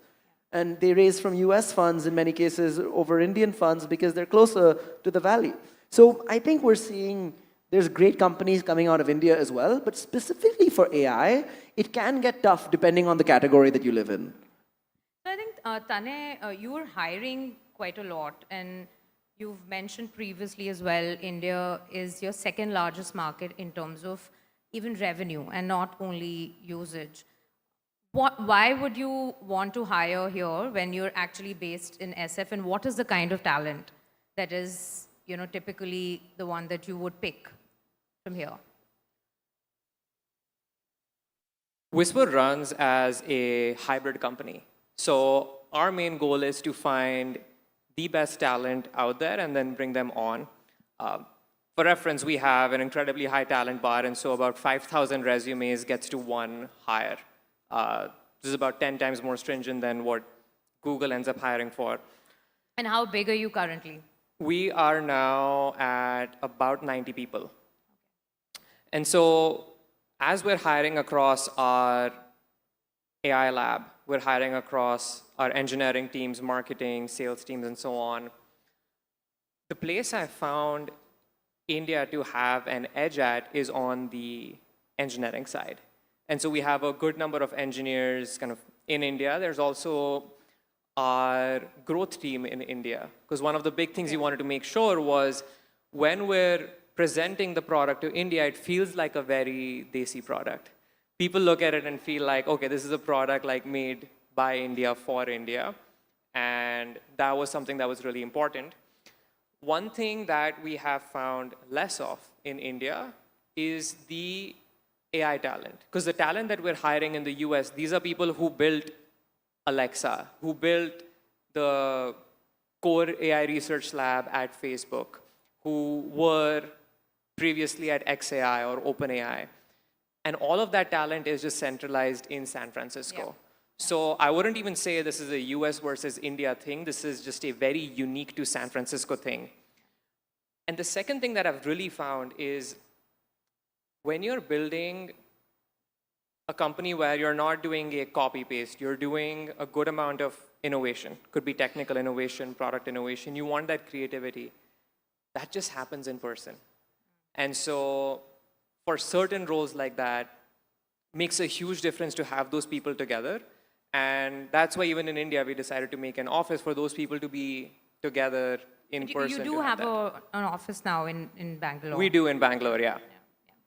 And Arjun, even you hiring in Delhi, is that a particular kind of talent that you're looking for, or this is sort of similar to how you have your office in SF? Yeah, for a creative company, it gets a little different, and the reason is you want the system to be trained for the the local geography and the content taste craft for the people. So we expanded the Indian team significantly because India as a market for us is growing pretty fast in terms of the users that are consuming content, building on Zingro. But it's going to be pretty much the same for any geography you go to. If you enter Japan, probably we're going to enter like Europe next. It's going to be the localization of content that really needs to be understood well.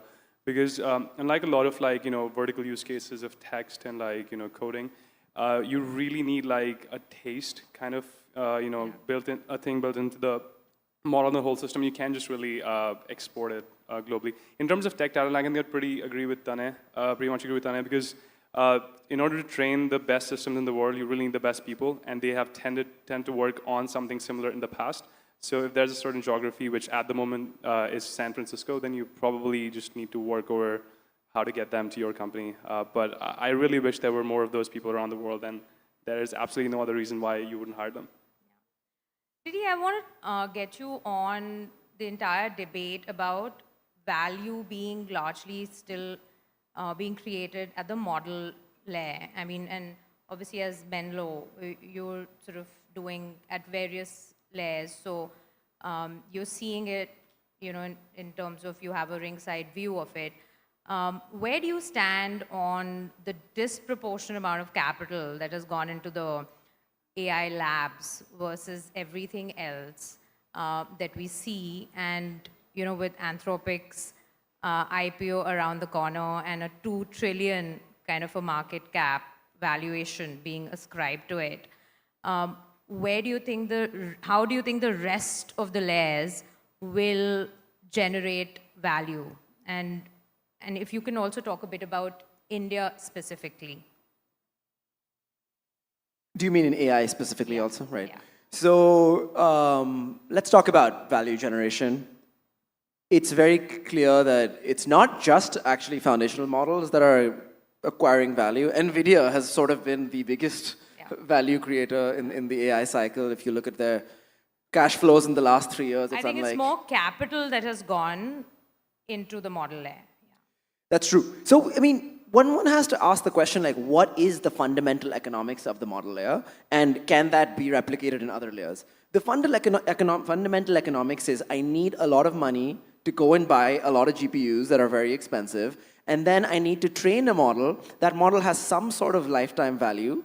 I need to sell that model at a price where I can recoup the cost that it took to train that model. And then I have to rinse and repeat because somebody else is going to catch up to me and underprice me or have a higher quality model. It turns out so far that because of the value that it's been able to create, like we see the leaked sort of revenue numbers, it's unlike any other business in the history of the world. Yeah. No other business has gone from, I think, what it was, 10x growth. So it went from 0 to 10, 10 to 100, 100 to a billion to 10. I think Tanay is also growing pretty similarly. And 40x is what you said. And I would love for Tanay to be, and Whisper to be the next Anthropic. In fact, we're betting on it. I do think that happens to be a point in time that has happened in the model layer. There's no reason it can't happen in the application layer. But one thing that you have to wrestle about, and every company is a little bit more unique in this regard, is when you are an application, many applications are reliant on the model layer. So they can get priced out and lose on distribution. If you look at, if you're building a company that's built on top of Anthropic, and that company is going, say, 0 to 500 million in 2 years in run rate, then Anthropic wakes up and goes like, well, that sounds like an interesting business. That's a question that you must be getting asked quite a lot, right, Tanay? The question of what if we get priced out by relying on other models? Yeah. We do. So one of the things that has really helped us is verticalizing the business. So at this point, we build our own models, which lets us run the company at a 90 to 95% gross margin.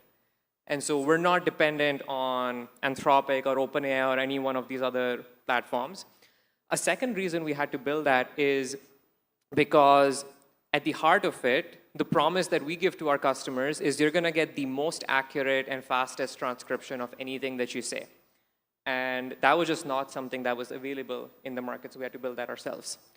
Now, there are a number of other things that we do use these external frontier models for.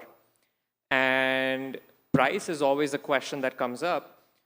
But the core thing that we've seen happen before that continues to happen is the price keeps going down. And so you could earlier have built something on Anthropic using one of their models. And now there's an open source DeepSeek version that lets you do the same thing for 1/10 the cost. And so you just hot swap it in. And so while you have that model there, you as a company are fighting this very incredible race where you actually have to bet in the future that something is going to happen that is going to either make it more intelligent or make it significantly cheaper. So that it's going to be a sustainable business in the longer term, even though it might not be right now. And there's a lot of companies actually that don't make that bet properly, and those are the application layer companies that just die. And a lot of companies have often It's been... already starting to happen. Didi, are you seeing? Application layer companies die. Well, and like consolidation. Tanya just mentioned a very interesting trade-off, right? Because if you take some of the application layer companies, now Whisper doesn't depend as much on the core functionality of Anthropic. Say your platform that does coding. Now the question these founders are asking is, okay, I can use Fable, which I think is the smartest model, or I can sub it out with something else, but it's just not as smart. So am I gonna try to fix my margins, but then lose market share, or not? So then it becomes a question of like, do you prioritize product quality over your margins, and when does that balance flip, if at all? That's sort of the core bet for those section of companies. Correct. Also, talk a bit about pricing, since both of you brought this up. Is that becoming increasingly a point of concern, and therefore open weight is just picking up steam so much? And Didi, you can see it happen across your portfolio companies. Tanay, you may have a view on it as well. I think pricing is something, it's really funny. Startups get asked the question, like, do you think about pricing? But you forget that you're actually building a dhanda at the end of the day. And so you're always thinking about pricing. You're always thinking about kind of what is the value that we're delivering to the customers? How much can we charge for it? What's a way to make this into a sustainable, healthy business? So at least for us, this is something that is very top of mind throughout. I think the core thing that happens where you start asking these questions is when startups fundamentally start off being negative unit economics. So they're giving you $20 worth of stuff and only charging you $10 for it. Yeah.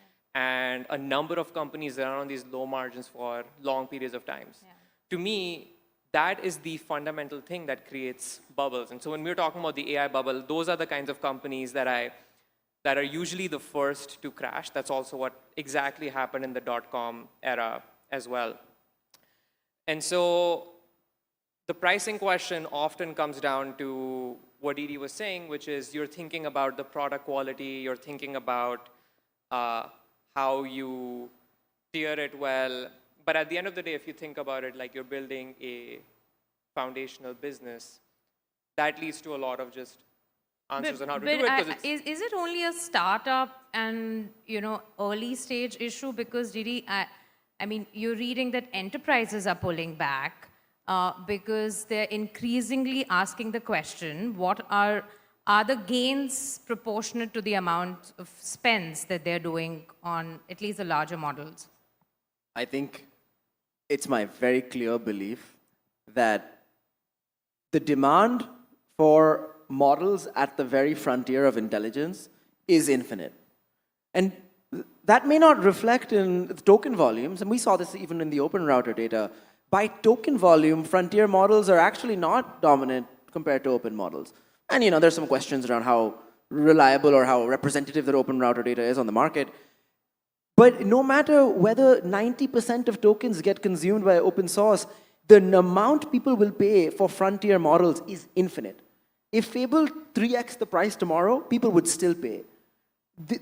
If you think about it from a very human point of view, I love making this human analogy, people don't always like it, but what is the price in the market for somebody who's just way smarter than somebody else? What is the number that you're putting? This is the big question. How much will be Anthropic's revenue when it hits the market?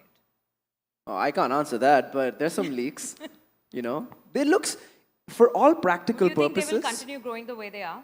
They can't, right? Like they can't do a 10x next year. If they do that, then that's more than a $10 trillion company.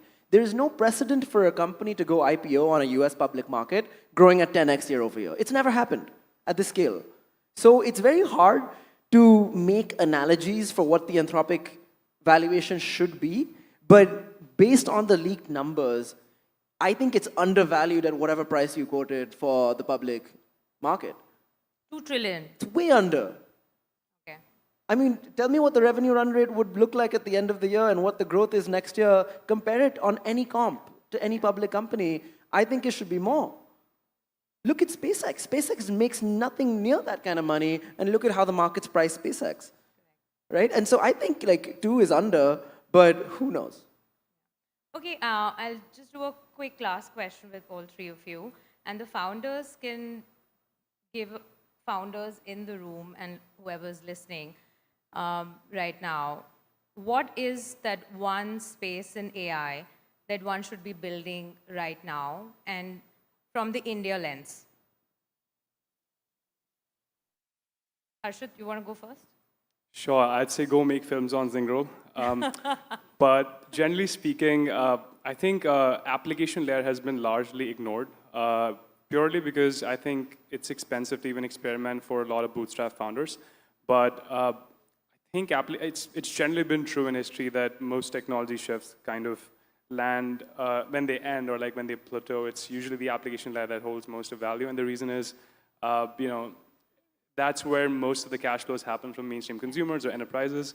Of course, there's like tech stacks and proprietary workflows and stuff like that can offset it, or they can be model layer companies that offer some exclusive services at like very cheap prices by subsidizing everything, which obviously will exist. But I think if you're a founder from India and you're probably price sensitive in the beginning, you should look at application layer as like one of the things. Just kind of test like there's no tomorrow. Iterate like almost every day, and track your data really well.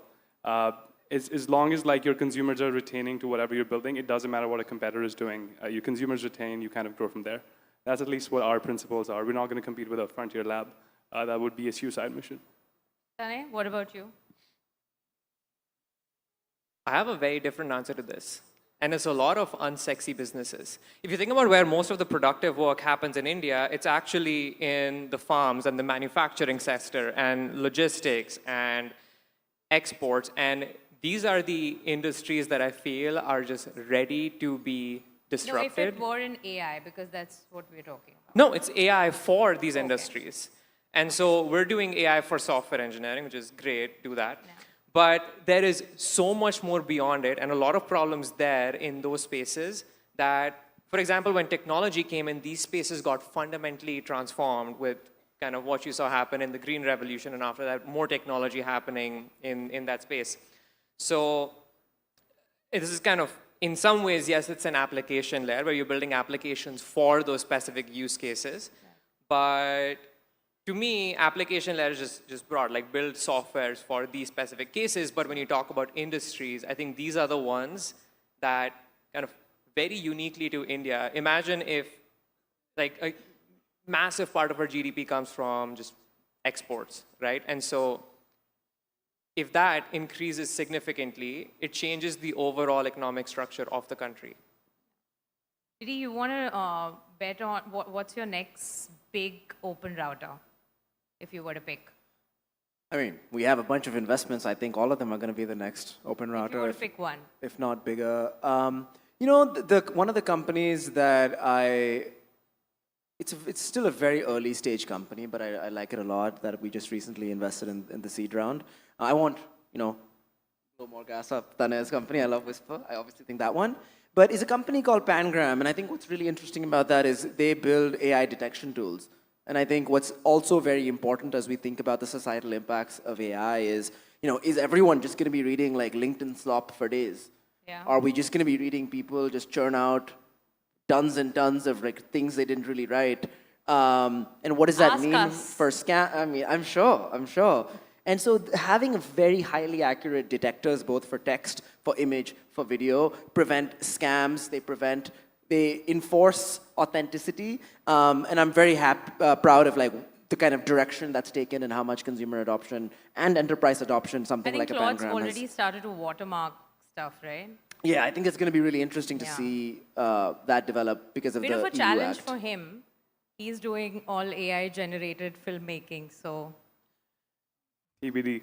TBD, yeah. I think the user should be able to choose whether they want to see AI content or not. I have no issue with it, but like good AI content, they should I think LinkedIn has got a feature where you can put an AI slop if you feel that it is AI slop. We don't do AI slop, just to clarify. We do cinematic stuff. Okay. We're out of time, guys. Thanks so much. And good luck to all of you. Thank you. Thank you. Thank you.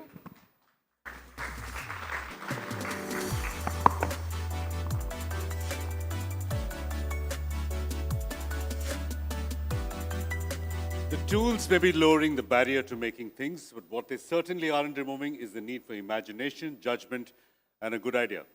Harshit, Didi, and Tane, thank you for joining us. Samida, thank you for that engaging discussion. Ladies and gentlemen, warm round of applause while we move on to our final session for the day.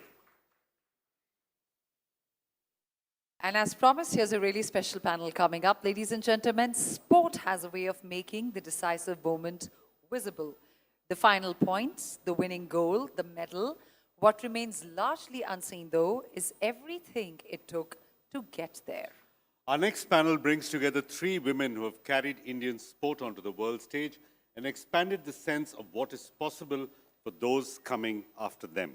The conversation is very aptly titled Champions Beyond Boundaries, Women Who Make India Proud. Joining us are Olympic medalist and former world #1 badminton player, Saina Nehwal, former captain of the Indian women's hockey team and Olympian Rani Rampal, and Commonwealth Games gold medalist in judo, Ashmita De. May I request all of you to give them a standing ovation, please? These are the women making India proud. Joining them to moderate the discussion along with them is Srinivas Rao. Ladies and gentlemen, let's welcome them with a better round of applause, please.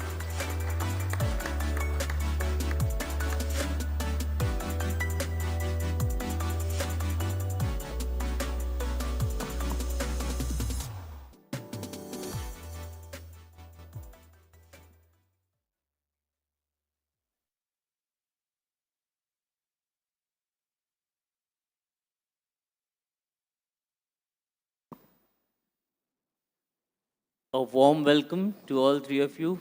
Ashmita, मैं stage पे आने से पहले अश्मिता से बात कर रहा था.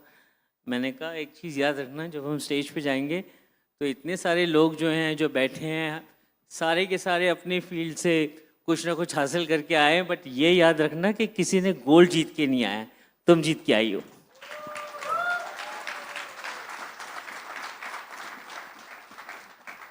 So thank you so much for taking the time out. All three of you from very different sports, all three of you champions in their own right. It's a very good time to ask you this question.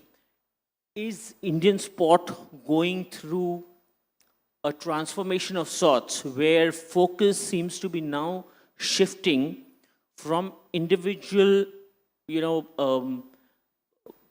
the individual aura of an athlete to now figuring out how do we invest in an ecosystem?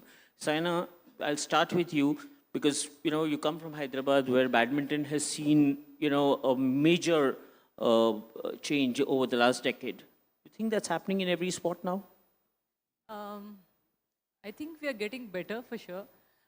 We still are very far from calling ourselves a sporting nation because I think we still have players like 2 or 3 out of 100, which is still not, the way we wanted it to be. As, after me and Sindhu, I thought we will have someone, 5, 6 of us who will be doing well immediately, but we still have a lot of gap, I would say. So in a way, we have a lot of academies, we have a lot of good system, we have a lot of good schemes which are helping a lot of players, but at the same time, आजकल बच्चे नहीं हैं जो वो level पे, I think they just want to, they're okay, they want to enjoy playing, which is what they think, they want to have fun, but एक जोश, एक वो passion, एक जीतने के लिए सब कुछ करना है is not what I see nowadays, but फिर भी results आ रहे हैं, which is a good thing, but I feel somewhere we are lacking in that, discipline part of a thing still, and काफ़ी बच्चे तो गोपी सर को भी आके बोलते हैं सर रात में नींद अच्छे से नहीं आई, डरावने सपने आए हैं, ट्रेनिंग अच्छी करी नहीं हो पाएगी तो आज रेस्ट ले लेते हैं. तो I think these are the excuses which are coming up with which is very funny to listen to, क्योंकि हम कभी ऐसे बोलते थे तो हमें तो सीधा लेफ्ट राइट मिल जाता था हमारे कोचेस से या पेरेंट्स से, बट आजकल के बच्चे थोड़े से I would say they R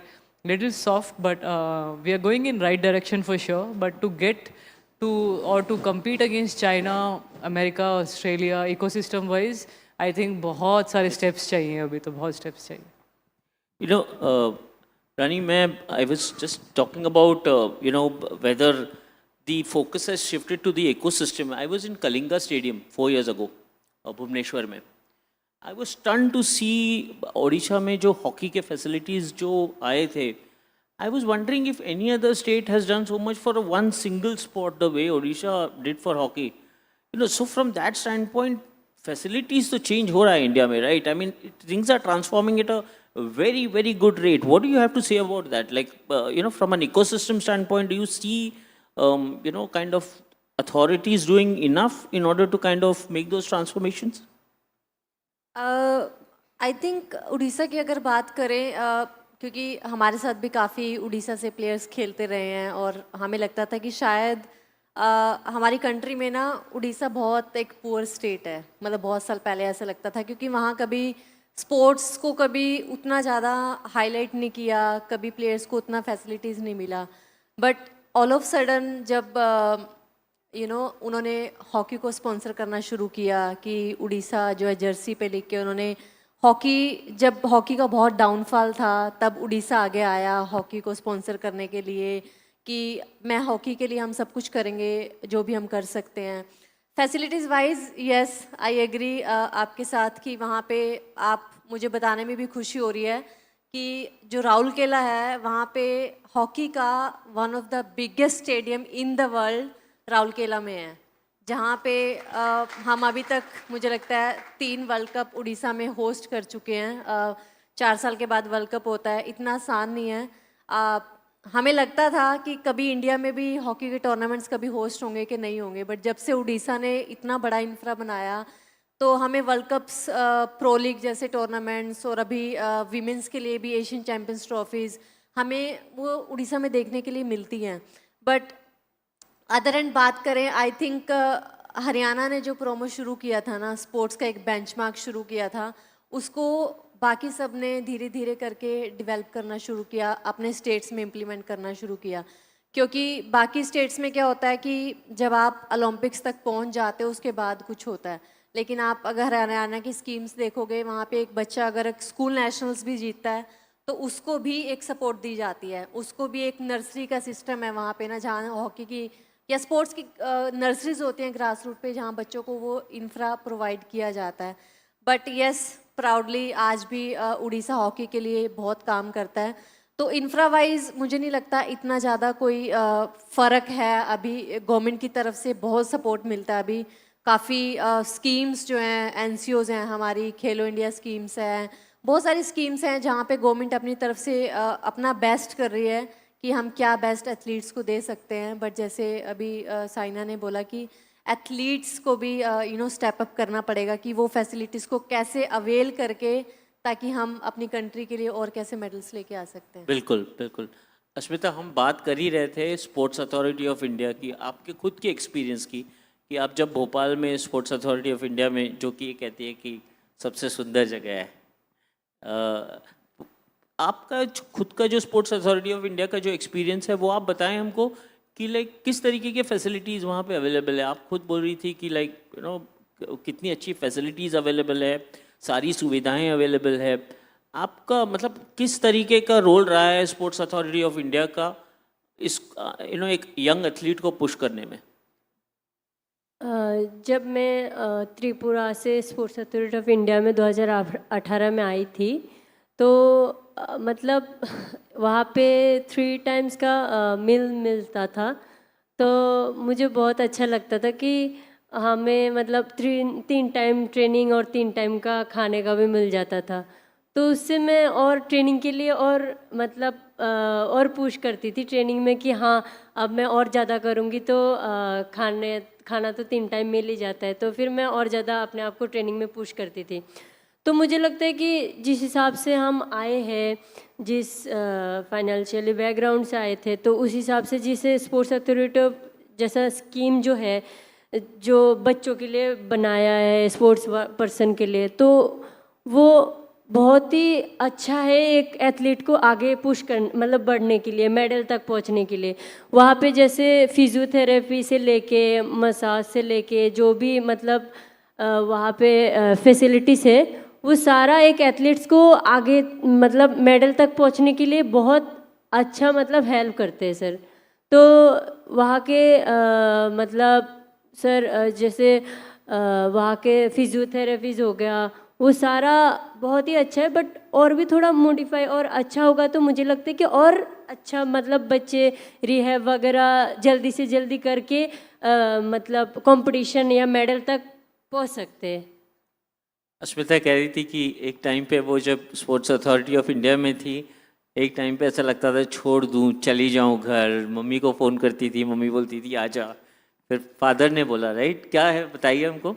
G, जब मैं 2018 में मतलब साई में आई थी भोपाल में, तो उसके बाद 2024 तक मेरा कुछ अच्छा परफॉर्मेंस नहीं था ना, मतलब मैं कुछ कर पा रही थी ना कुछ, कहीं मेरा बड़ा मेडल आ रहे थे, तो मैं घर पे एक होप दे के रखा था कि हाँ मैं कुछ करूँगी, कुछ बड़ा करूँगी, आप लोग टेंशन मत करो। मैं मतलब हमारे मतलब घर नहीं थे, हम रेंट पे रहते थे, तो वो लोग मेरे पे मतलब यही सोच के मतलब बैठे रहते थे कि ये करेगी कुछ तो तब हमारे पास घर हो जाएगा, तो मैं यही आशा दे के रखती थी मम्मी पापा को कि मैं करूँगी कुछ।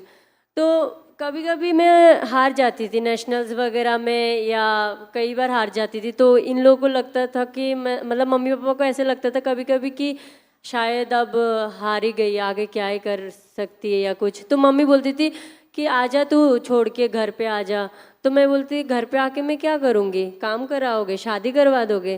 तो फिर मैंने बोला फिर क्या होगा, घर का घर कौन संभालेगा?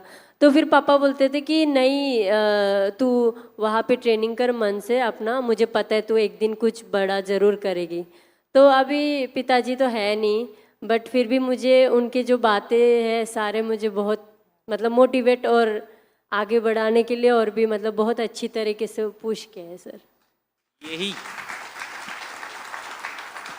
यही तो स्टोरी है स्पोर्ट्स में जो लोग सुनना चाहते हैं और लोग एक हीरो को देख के फॉलो करते हैं। Asmita, you are one of them, right?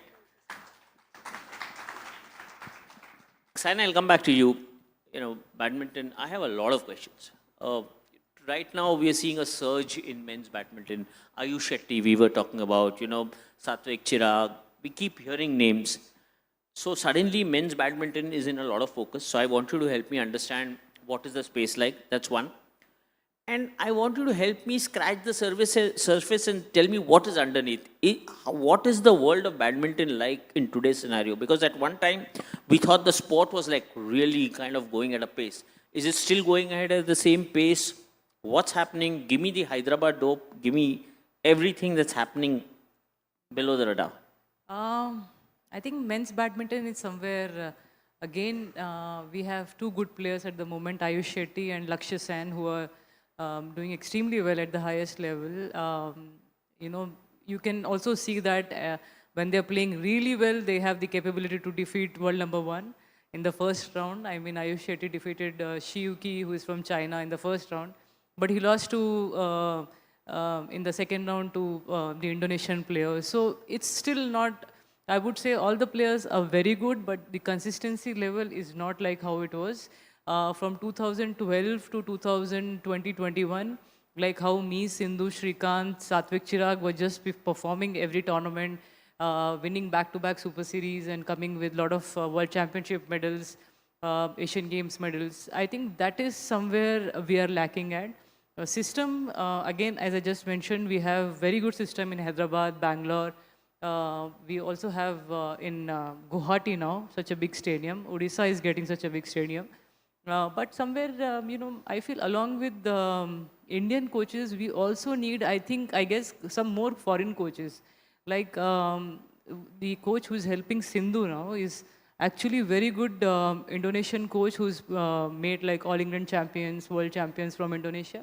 But I think we need some more coaches like that who can identify the mistakes of youngsters or any players. Plus, obviously, we have Indian coaches to help anyways. But I don't know, somewhere the performances are not very consistent like before. And leagues ka kuch acha chal raha tha. And that also suddenly got stopped. You know, league system is not like, you know, something we have to learn from cricket is that how to promote, how to, you know, make that sport really big in India. And hats off to cricket for doing it fantastically well every year. But the other sports are still lacking in that. I don't know if it is associations, this thing, or ministry, any thing to look at, because we have schemes, but why not more tournaments?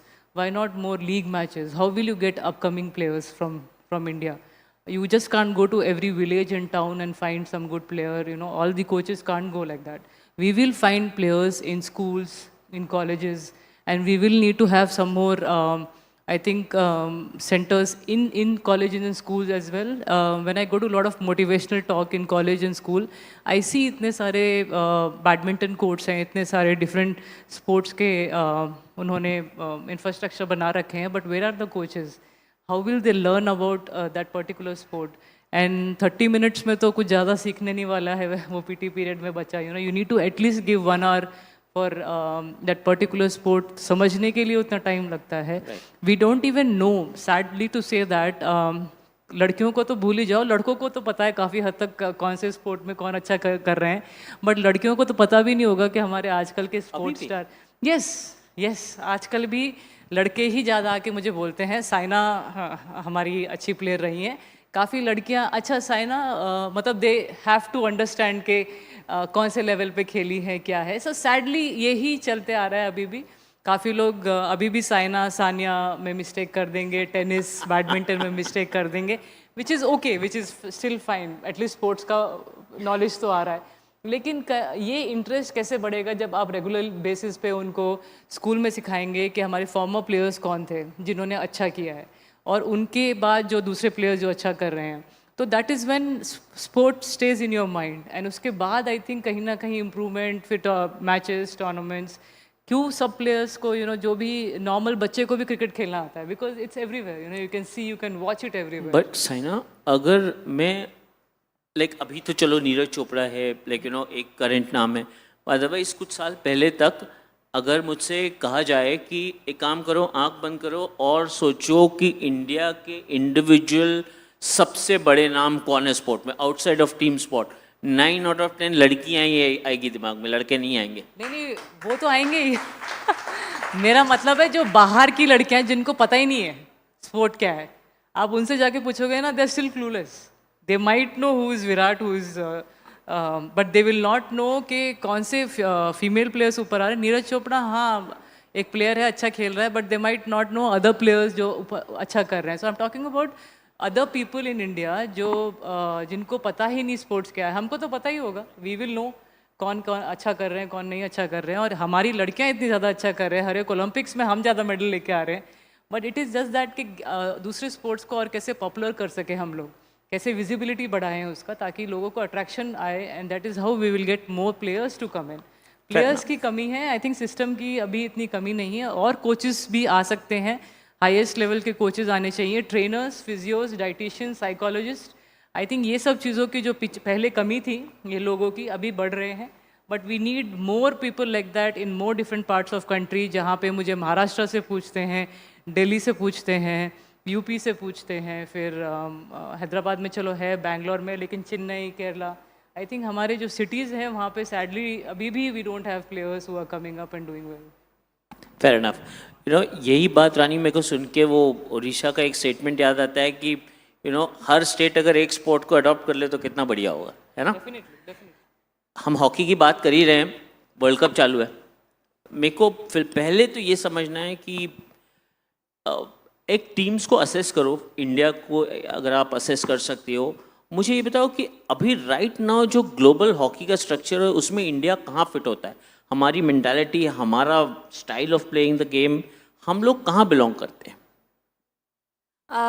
आजकल actually hockey क्या कोई भी sport इतना ज़्यादा physically demanding हो चुका है ना कि अगर पहले हमें ऐसा लगता था कि हम compete भी कर पाएंगे कि नहीं, मतलब जीतना तो दूर की बात है यूरोपियंस के साथ स्पेशली ना.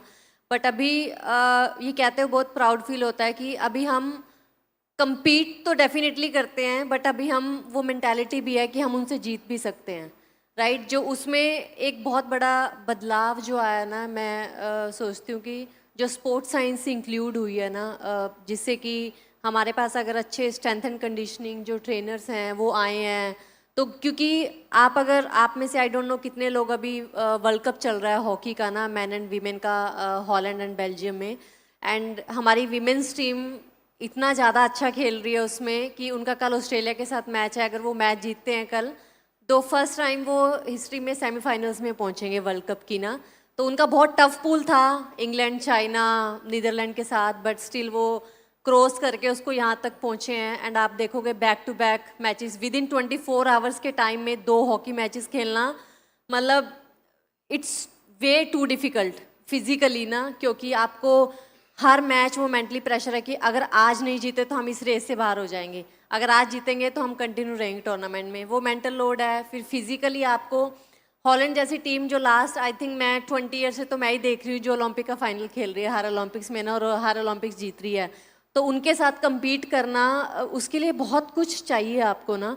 एंड आपने जैसे बात की वर्ल्ड हॉकी में हम कहाँ फिट करते हैं, मेरे से पूछोगे women's team is playing much better than the men's team अभी वर्ल्ड कप में, एंड अभी कल का जीतते हैं तो हम डेफिनेटली टॉप 4 में हम आते हैं वर्ल्ड हॉकी में। एंड जैसे आप सबको पता है कि हमने टोक्यो ओलंपिक्स में भी 4th फिनिश किया था, वेरी नैरोली हमने ब्रॉन्ज मिस किया, लेकिन उसके बाद ये ऐसे एक ट्रांजिशन फेस आया हॉकी में जहाँ पे काफ़ी यंग प्लेयर्स को लेके आए, कोचेस चेंज हो गए, तो वो सब पीरियड जब आता है तो थोड़ा टाइम लगता है उन प्लेयर्स को वो एक्सपीरियंस देने के लिए, वो एक्सपोजर देने के लिए, देन वो जब वो एक्सपीरियंस गेन करते हैं फिर वो मोमेंटम थोड़ा आता है। एंड आई थिंक अभी women's hockey is in a good hand. अभी जैसे अगर हॉकी प्रीमियर लीग जैसा एक टूर्नामेंट हो गया, उसमें समझ लो आप क्योंकि मैं एक आईपीएल का एग्जांपल लेके हॉकी में बात कर रहा हूँ कि अगर आप एक टीम में हो जिसमें 4 ऑस्ट्रेलियन प्लेयर्स है, 2 नेदरलैंड्स के प्लेयर्स है, 3 इंडिया के प्लेयर्स है, तो अगर आप उनके साथ में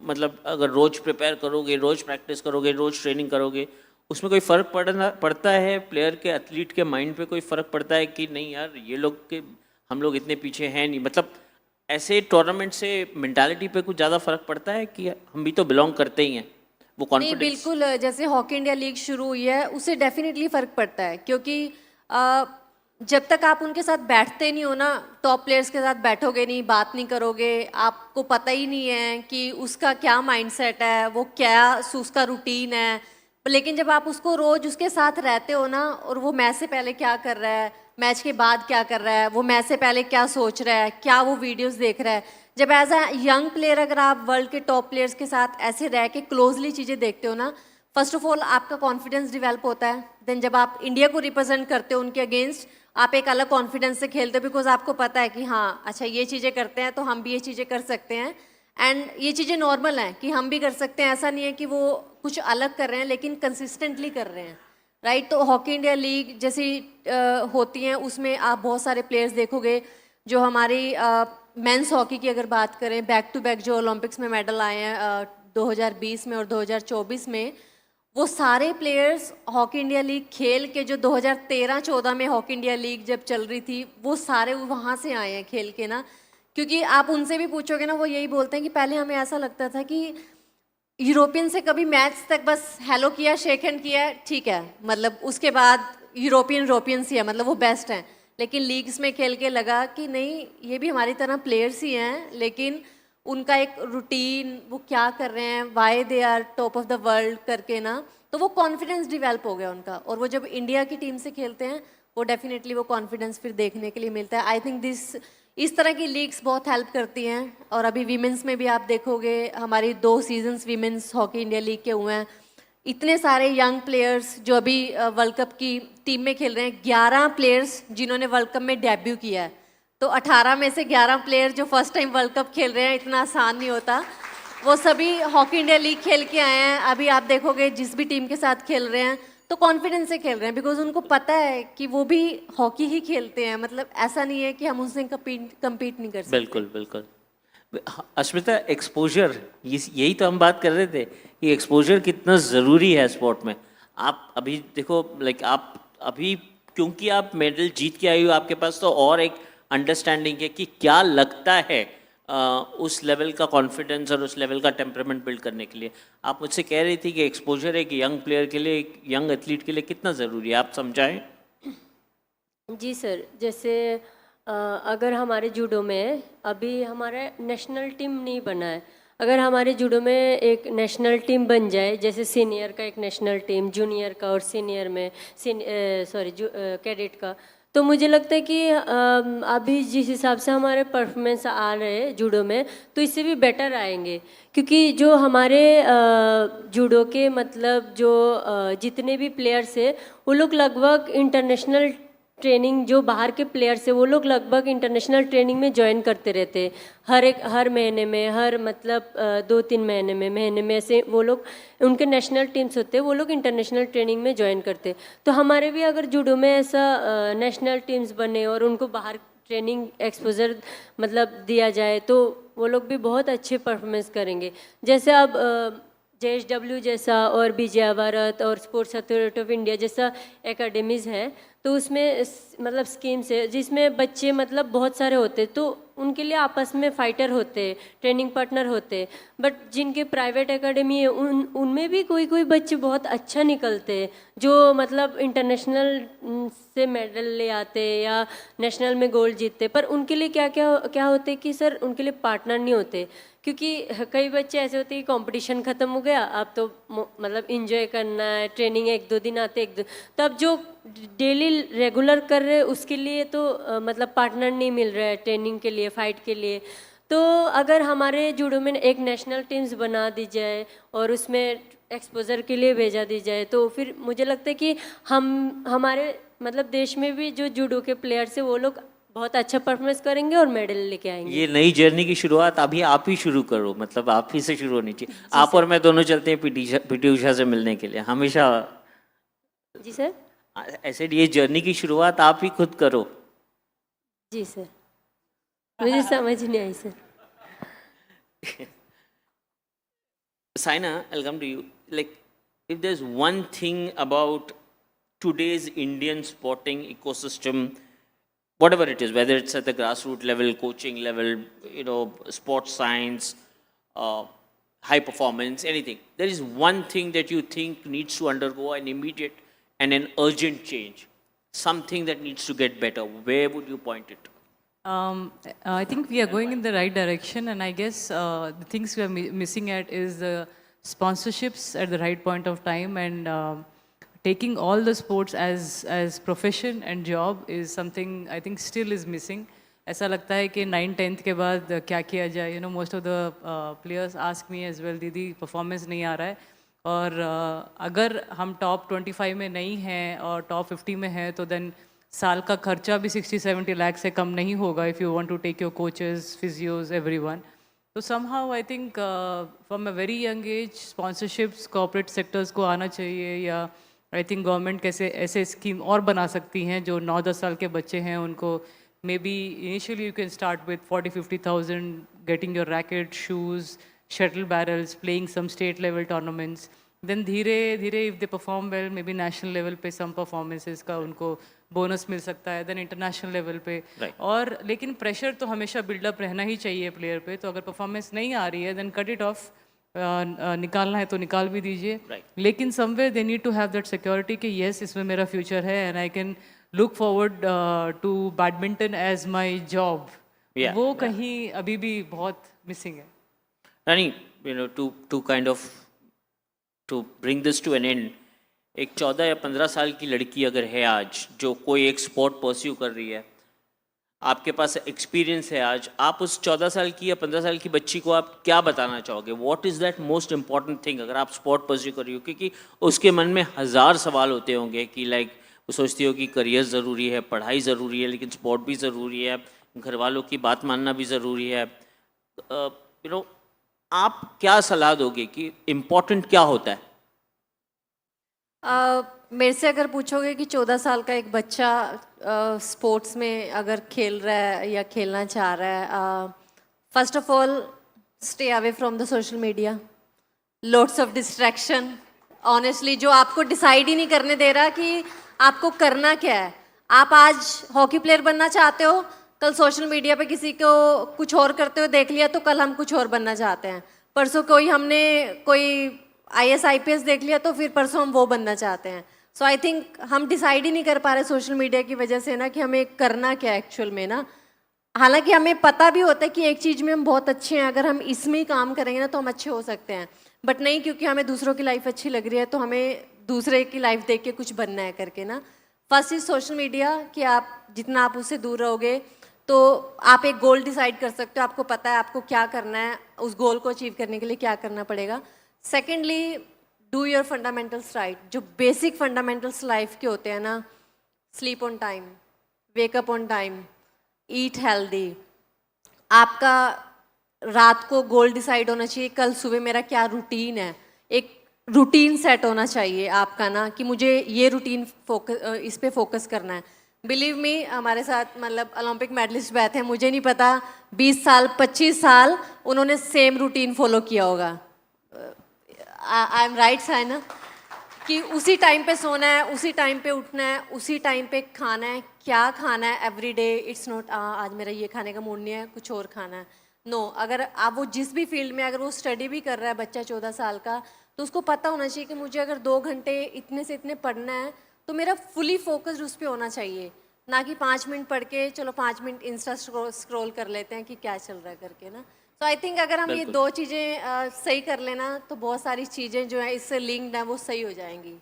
बिल्कुल बिल्कुल। On that note, I hope there are many youngsters who pick all these notes and take their careers forward. Thank you so much. Ashmita, thank you so much. आपने अच्छा लगा, कुछ और बोलना है? ये लोग सब तुमको सुनने के लिए आए हैं। मैं अस्मिता के लिए कुछ बोलना चाहती हूँ कि बोलो। अस्मिता हमारी इंडिया की फर्स्ट जूडो प्लेयर हैं जिन्होंने हिस्ट्री क्रिएट की कॉमनवेल्थ गेम्स में गोल्ड जीत के।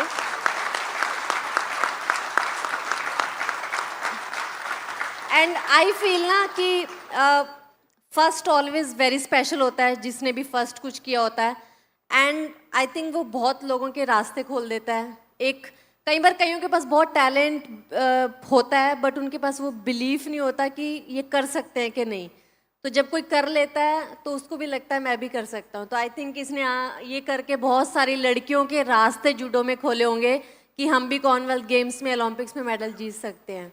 Thank you Smita. Lovely. On that note, thank you so much. Thank you to all three of you. Thank you.